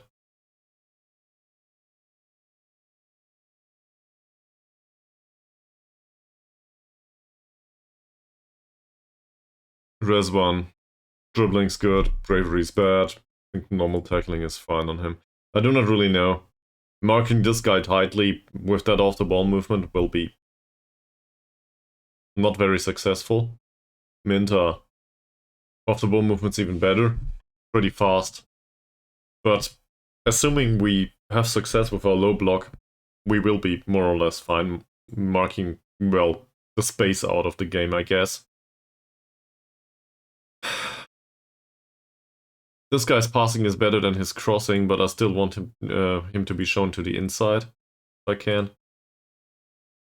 But I guess the vision is somewhat lackluster. Dribbling's pretty good, sadly, so I think we will ease off tackles here. Habib Haroun. So first of all, I like the name. Just because, I don't know, sounds interesting. He likes to run with the ball through the center, knocks the ball past the opponent and tries long-range passes. He's one to mark, I think. He's one to mark. It says we should press him. I agree with that too, actually. Given that he is prone to losing the ball, with knocking the ball past the opponent and all, he might lose it straight into our defensive midfield. This one, low dribbling, low composure, no good off the ball movement. Physically, he's somewhat weak. But with that passing, I don't know if we should mark him specifically. Closing down though, maybe. And it seems like a case of a hard tackle to me. I think. Not sure. Roslan. Good crossing, sadly. Luckily, really bad passing. mark him tightly at all times. His off-the-ball movement's shit, so that's a thing. I rarely do that on a winger, but his off-the-ball movement is really lackluster, so maybe that is an idea. He might outrun his opponent though. That's on the right, so that's Mazrin's job of all the people. Well, good luck outrunning Mazrin. That said, Mazrin has 4 points of marking, and this is 5 points of off-the-ball movement. So, yeah, mentally speaking, that's two very special candidates trying to dish it out. It's not, that's not a way to phrase it. I don't know how to correctly phrase this. He's shit with the ball. He doesn't know how to cross those, so we close him down. Bravery is okay-ish. No case of a hard tackle, I think. Could close him down too, I think. And the same here. Shall we not mark him tightly? Passing 7. No specific instruction, I think. His passing's pretty good, sadly. But he might have problems marking our striker. So we do something really weird. We set our striker on his heels, so that's Aslin. Hobo Chastel, sir, could you please mark Muslin? Where is he? It's Aslin, whatever. Well done. And then there's Murad here. Mud Azam Azmi Murad, who is pretty fast, runs down the right. That is a case of closing him down to me. And maybe showing him to the weaker foot. What's with the goalkeeper? The goalkeeper has a problem with the command of area. Luckily, we have a target forward. And if I recall correctly, he has 8 points of jumping reach and he's also an 8. But a 10-point strength. Elbuk Chastel is an 11 with the jumping and a 9 with the strength. So that makes him favorite to win the duels, even only if it's only slightly. So we go towards target forward and we float him into the area. Yes? Is this how it works? Sure. Cool. Never seen that concept before.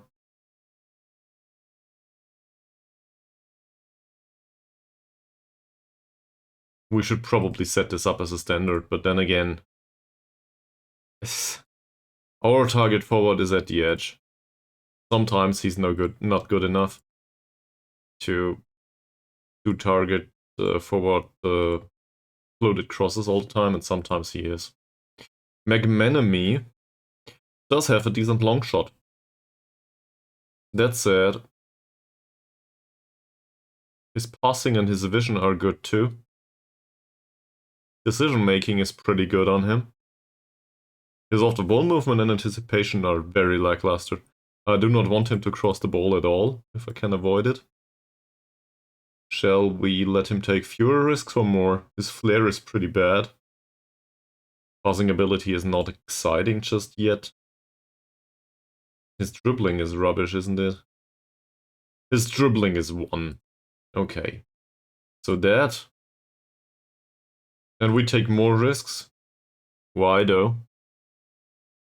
Because he knows how to play a ball. He has the eye for it. He has good decision making. And, well, the flair is pretty bad. So, always more risks. Okay. I guess in midfield we can do that. Why do I listen to you at all? Why? It's just because you guys are fun.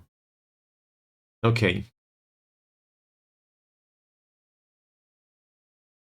Let's get this over with. Hydrate. Cheers! Thanks.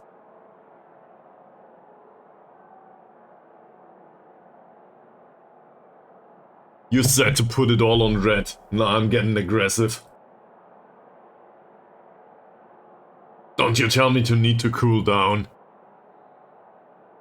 Everybody's nervous. Shall we ease the pressure? I guess we do so. did work on some of them. Apparently Elbak Chastel as well as Harsi had concerns there too. And Zakaria.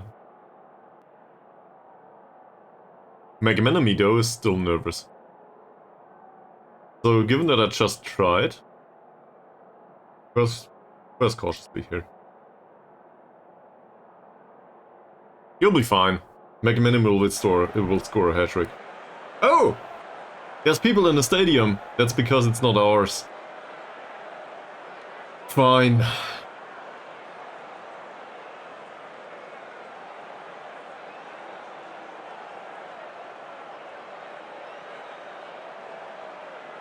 I think in other circumstances I would like to keep McManamy, but he's very susceptible to injury too, so that's not a long-term thing, I think.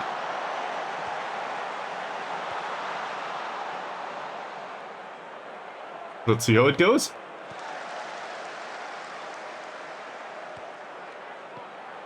Well, if they continue passing like this, I'm okay with it. Alright. Well intercepted. Split into touch. Not much happening so far. Harun and Abdullah exchange passes. There was an opportunity there. There's a cross. Mazrin.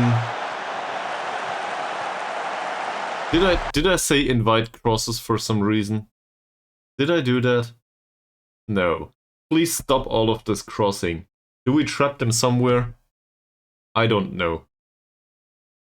I really don't know. Also, we can probably go fairly narrow, given the pitch and all. I think that's fine. Don't let him shoot.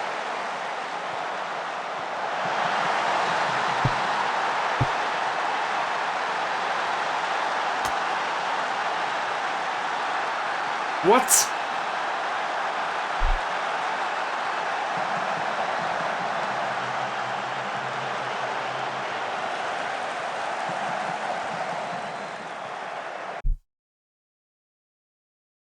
He just goes straight past Mazrin. Doesn't really care. I don't know how to cool down after this though.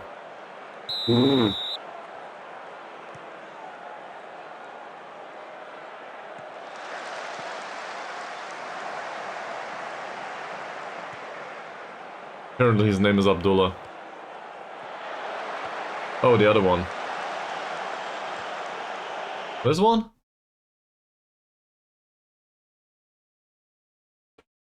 Mazrin should be fast enough to cope with him.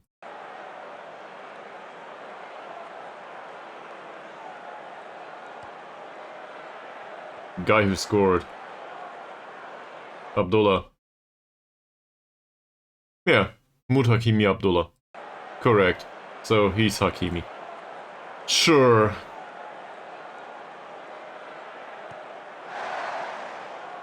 I don't know what to do. Hopefully they don't get a second all of a sudden, but it's 4 minutes in. This doesn't look good.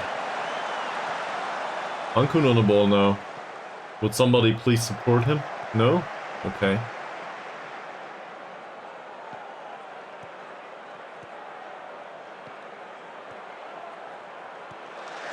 RC, decent pass. McManamy, also a decent pass. It's a corner.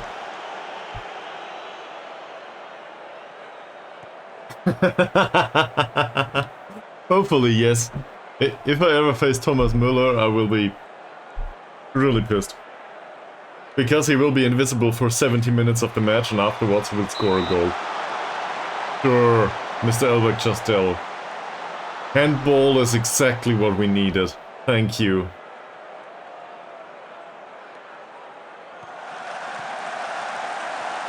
Ankun.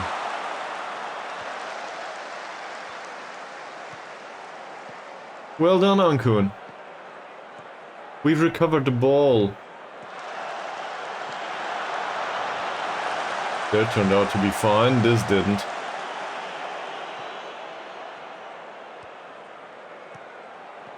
Minta. Followed by Mazrin, who recovers the ball and loses it subsequently. That's a good pass towards Maud Roslan. Carrier, nice tackle.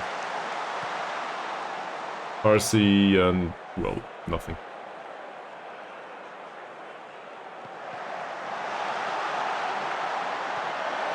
Oh yeah, we had a foul. Okay.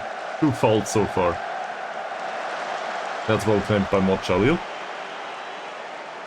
But overall, we didn't create much yet. Well, not anything at all.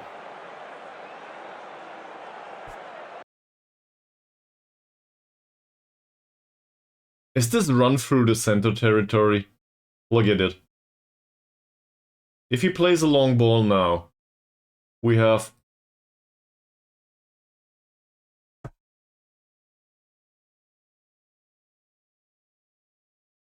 either towards target forward or directly over opposition defense. He does know how to kick the ball, right? Go along with it. They might have problems with that. Nice one.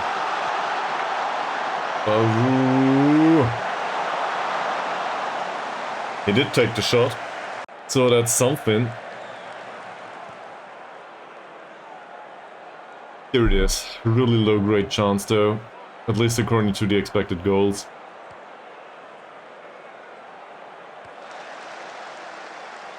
Heraclus again? Well, it's somewhere. I should focus on this match though. What's with him? Can we make him lose the ball more often?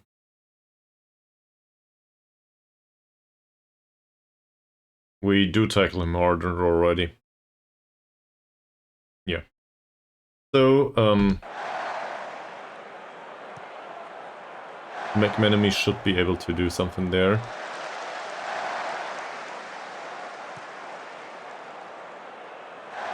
Zulkifli... that should be the one with the bad passing. Arun...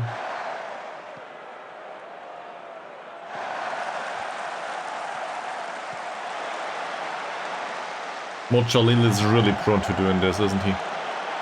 What a tackle. Sadly didn't get away with the ball. Zulkifli. Well done. And then something like this.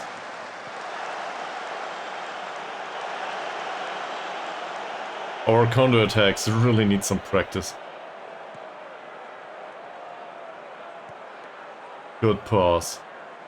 Also fine. I don't know what to do. This kind of passing. Straight to the opponent. Helmut Chastel didn't even move.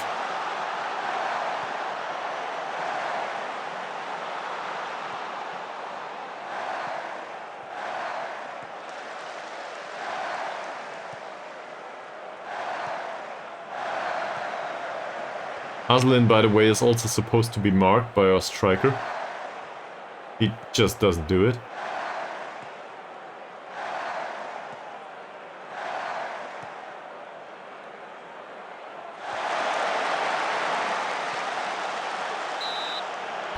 Okay, we can see the corner. Hopefully nothing comes of it. If I recall correctly, they should be pretty bad. Penang are behind now. That's fine.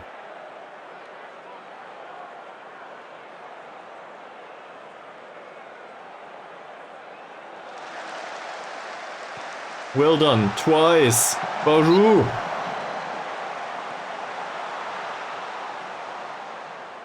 I will take everything back, everything negative that I said about Elbak Chastel. If he wins the ball back like this and creates these chances. Ankun... that's useless. What the hell?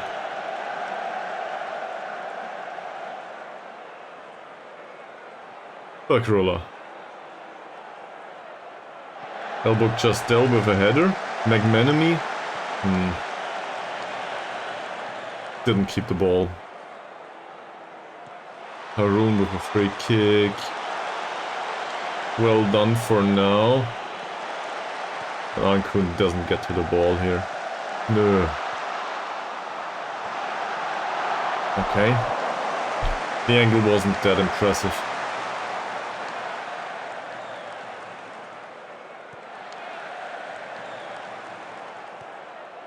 That's fine.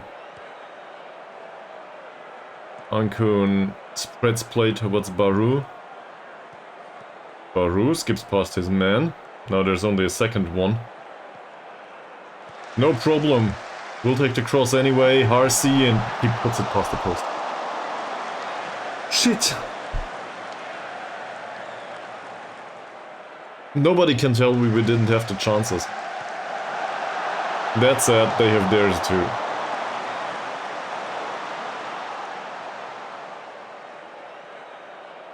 Azmi Murat. And that was a save by Mod Jalil. That was needed. Will I demand more here? Oh, Penang managed to score against Pahang.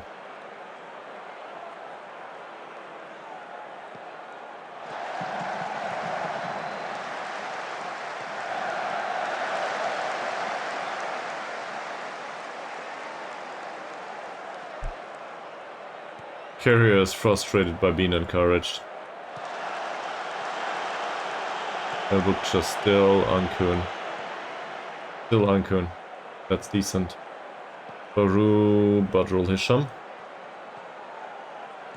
Or not. And Ankun loses the ball again. As a playmaker, you cannot lose the ball like this all the time. I don't know what's going on with him. And of course this will end up as a corner.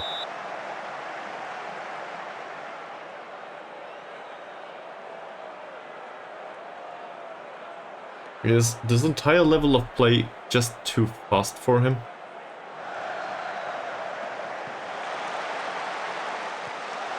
That was close.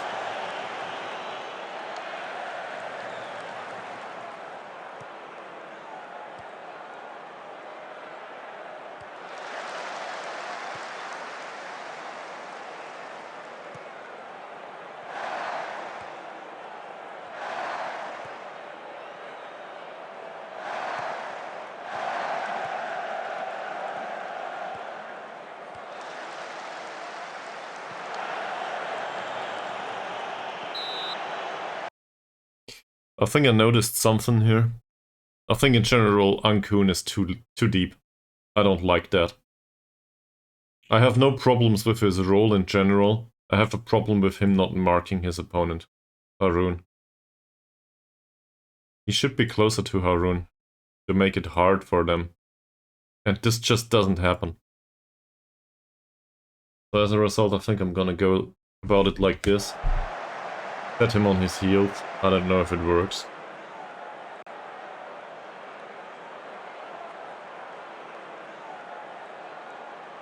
We could also do some sort of advanced playmaker-ish thing. Or barely concede it. Well, barely get by, not conceding another one, I guess.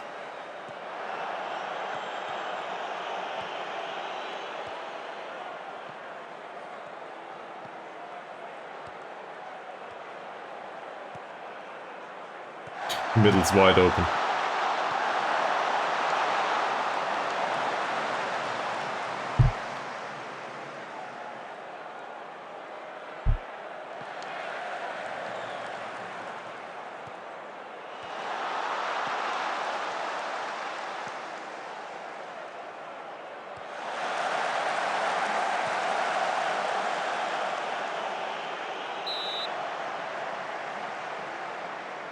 Let's try demand more.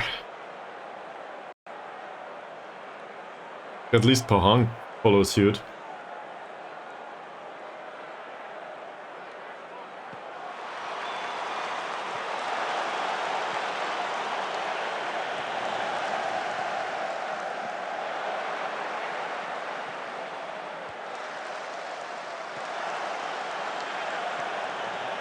And the defensive performance in general, the defensive heading is okay. Like, it feels pretty much the same all the time. They do not really stand a chance in the heading duels, which is to be expected, given the difference in jumping reach and strength. So, as long as there's no mistakes in defense, we will probably be fine facing these crosses. It's the low ones that are really concerning. Or these through balls. Was offside though. But on the attacking side, there's not much to say. So, I don't know.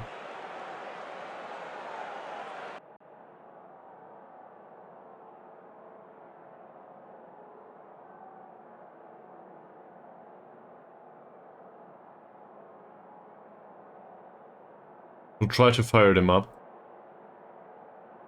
And I'll try to encourage all of them, including Carrier, even though he's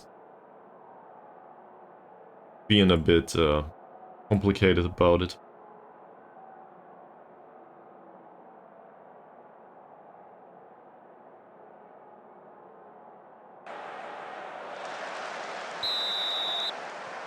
Zulkifli comes on, we need another specific instruction. Yeah, that happened once. Let's have a look at their left back. So, their left back has bad tackling and positioning. You are correct. That would be a good idea. So, we'll go down the right. In transition, we do distribute over opposition defense. That's probably to the detriment of the build-up play. We can try to distribute to flanks. Don't really think that's a good idea. To playmaker, well, the playmaker had a problem keeping possession anyway today, so that's not a good idea, I think. I think I'll go towards target forward.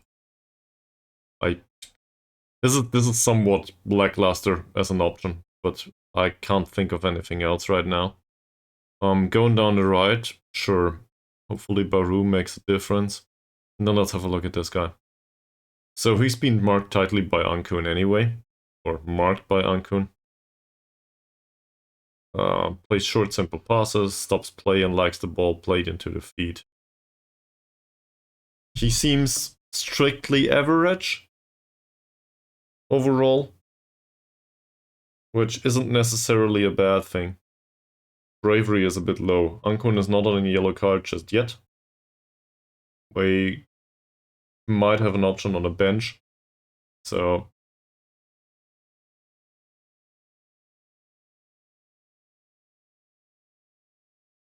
but we need to mark him out of the game, I think.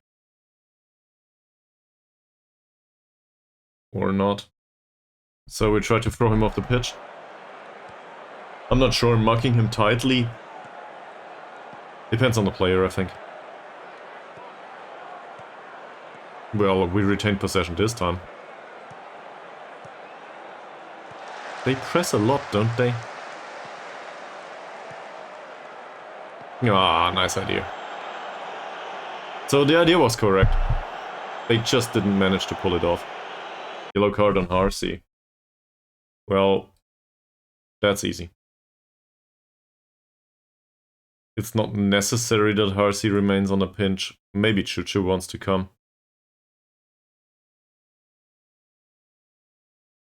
Bit of a deeper precision though. I think that's fine. Sidnero is not strictly needed on him though. On the other hand, he can be somewhat threatening in a narrow precision, as far as I'm aware. Jeffrey would be available and in good morale. Well, not good morale, but he seems motivated for whatever reason. Come on, man. Lead this team to glory. In this case, glory is a point. Or just a goal. To be fair, we did concede less. So, that's a positive. So far, at least.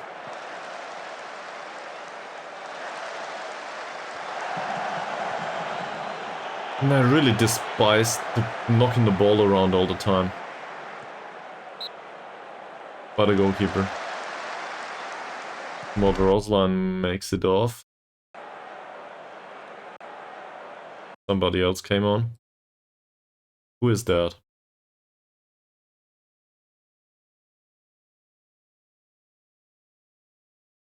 Either footed.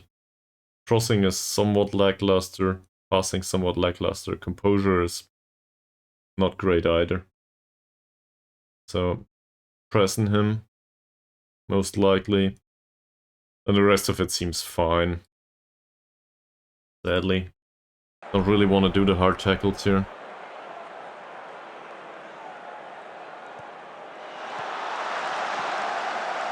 That is dangerous. It's also offside.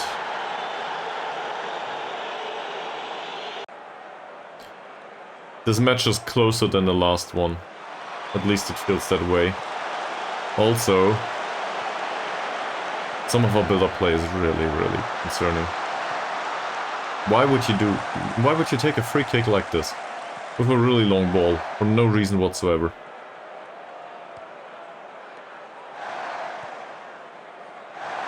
Dangerous. Offside. Whew.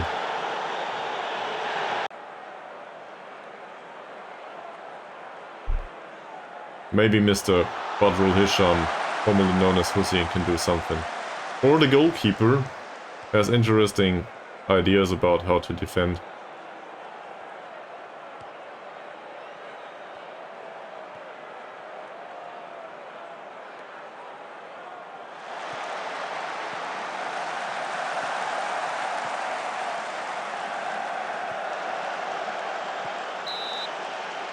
Yet another offside.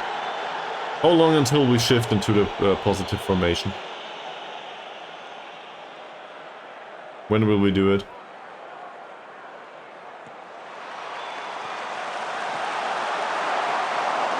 That was very close. Elbow Chastel seems tired. Fantastic. This is exactly what I needed today.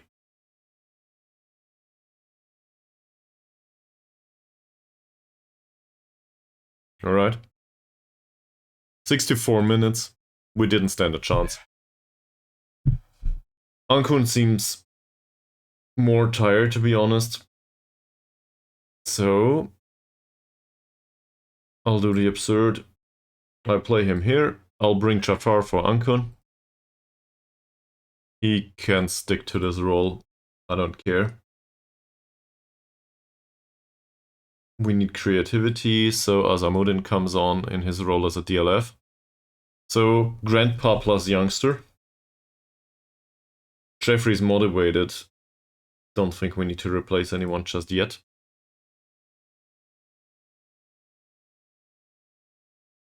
This is fine in the setup. This is 2. Do we still want to go down the right? Don't know.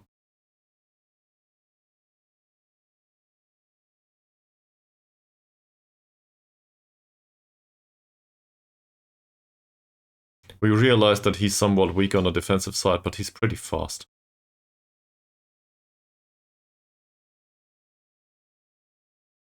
What's the defending on these? It's an 8 tackling, 13 tackling, so through the middle is pretty bad. Positioning is a bit off though. On the other hand, he's fine. How's there right? Positioning is very low, tackling is very low. Same here. We know that he is a good tackler and has decent positioning, so I guess down the right is the best option we have, yes? So we still focus down the right? Work the ball into the box because we can.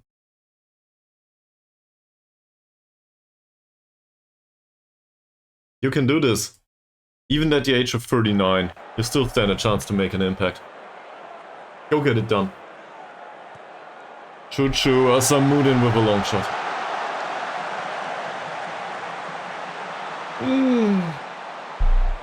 Not good enough.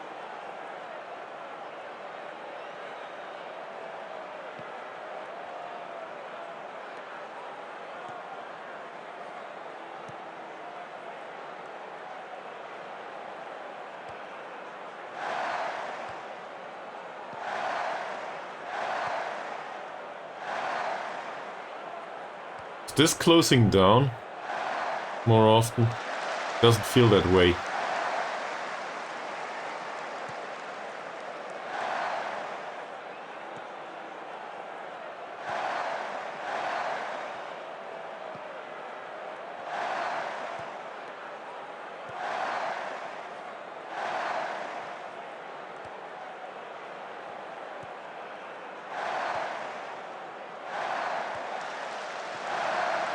That's a good pass, sadly. That was close. It's a corner though. So that should be fine. As long as we get a normal corner here. We don't. It's a short corner. Carrier gets the ball away.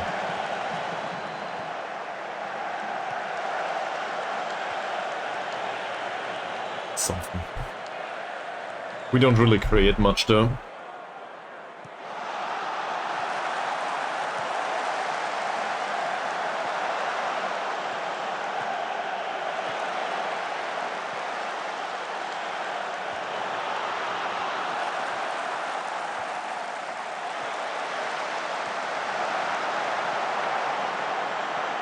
Gets another corner. I think I'll take off Baru. And also some of the others that are really tired. So Abba can come on for Zakaria, I think. Let's do ball winning midfielder here too. He closes down a little bit more, maybe that helps. Well, there's no replacement for Baru on the bench, is it?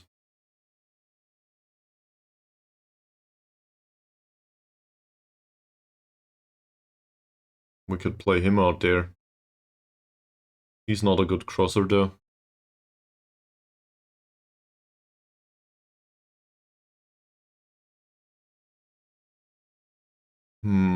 Maybe Roslin for Mazdi. Rosdi for Mazdi.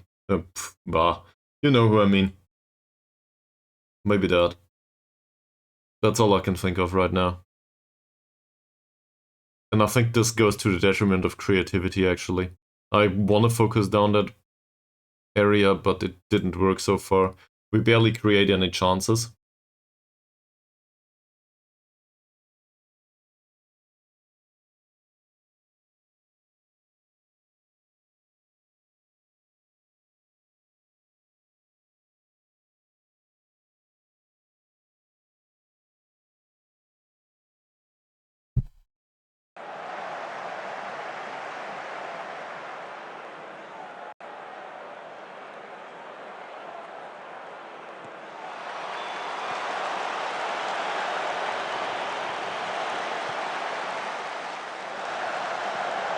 Well, he did win the ball. Didn't do anything with it, and there's Abba. First scene. Gave away a foul. Great. We have 14 fouls, by the way, at this point.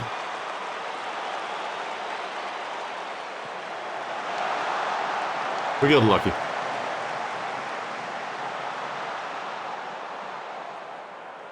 Rosty with a free kick. That will end up as a corner. You can do this, guys. Come on. It's just one goal. A dirty one will suffice. I don't care. It's just one goal. Rosty, and that will not help.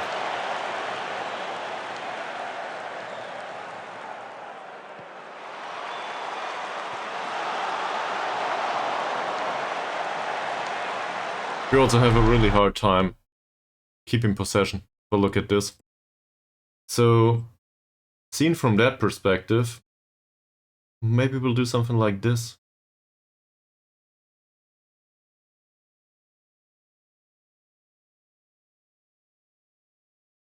Not sure about early crosses though.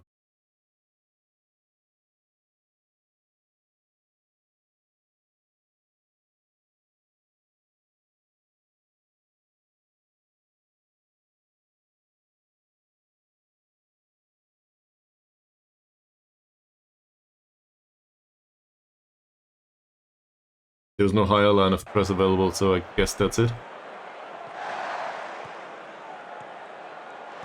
But try not to play with the ball that much. Doesn't help anyway. Well, Carrier, if you could pick a pass though, that would be great.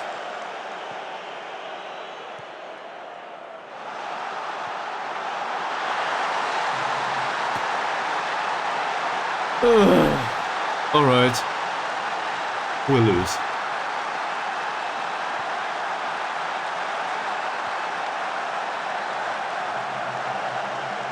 There were so many short passing options available to Carrier. Yes, sure, more direct passing was just enabled. But he could have just passed it towards Ankun. Ankun's no longer there. Towards Abba, whatever.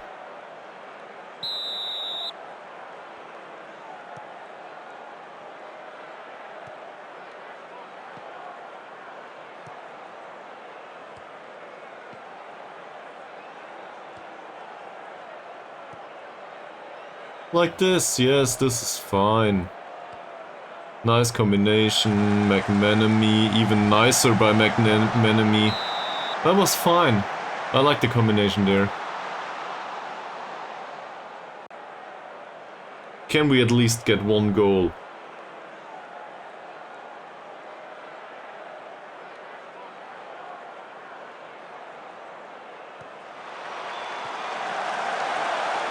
We could have.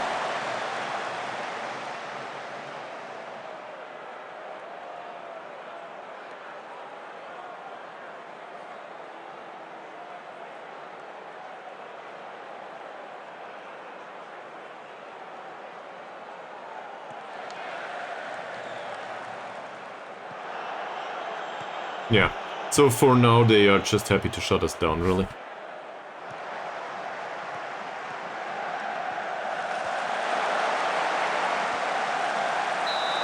Huh. That was close. We had a chance.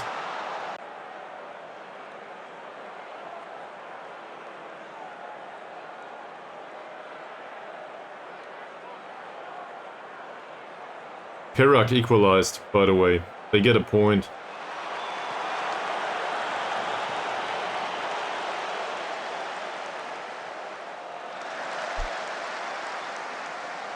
Could have crossed the ball there. Decided not to do it.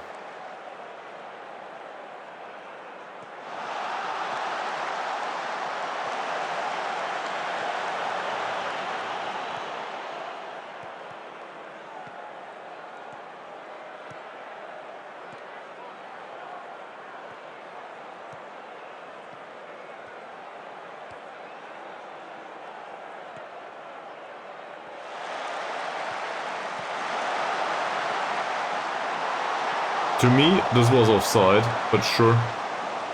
Apparently the referee has another opinion on that.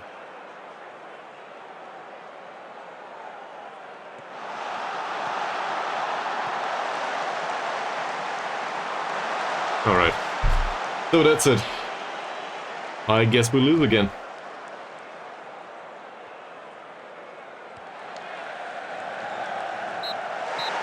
And it's only deserved.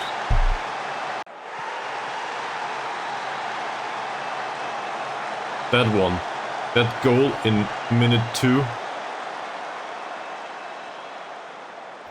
I don't know what to say about this. If we could have avoided that one, maybe the game had a chance. At least for a draw.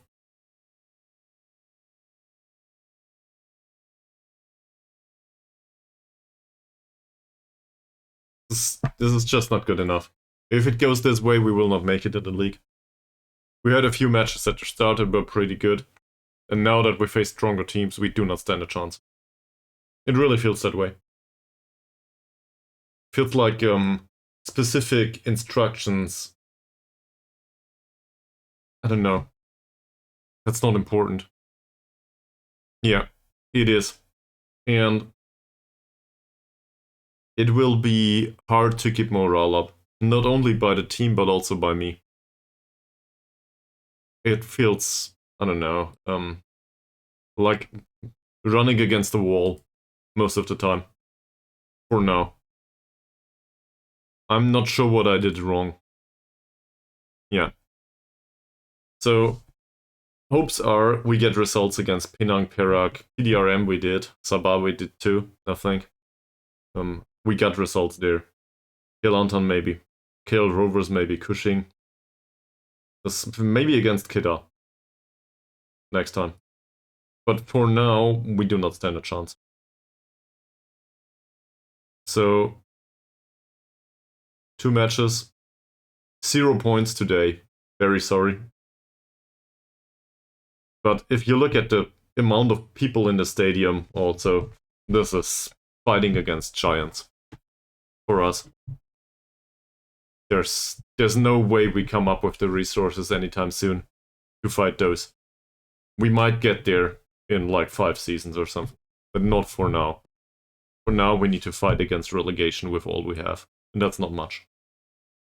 Yeah. That's it.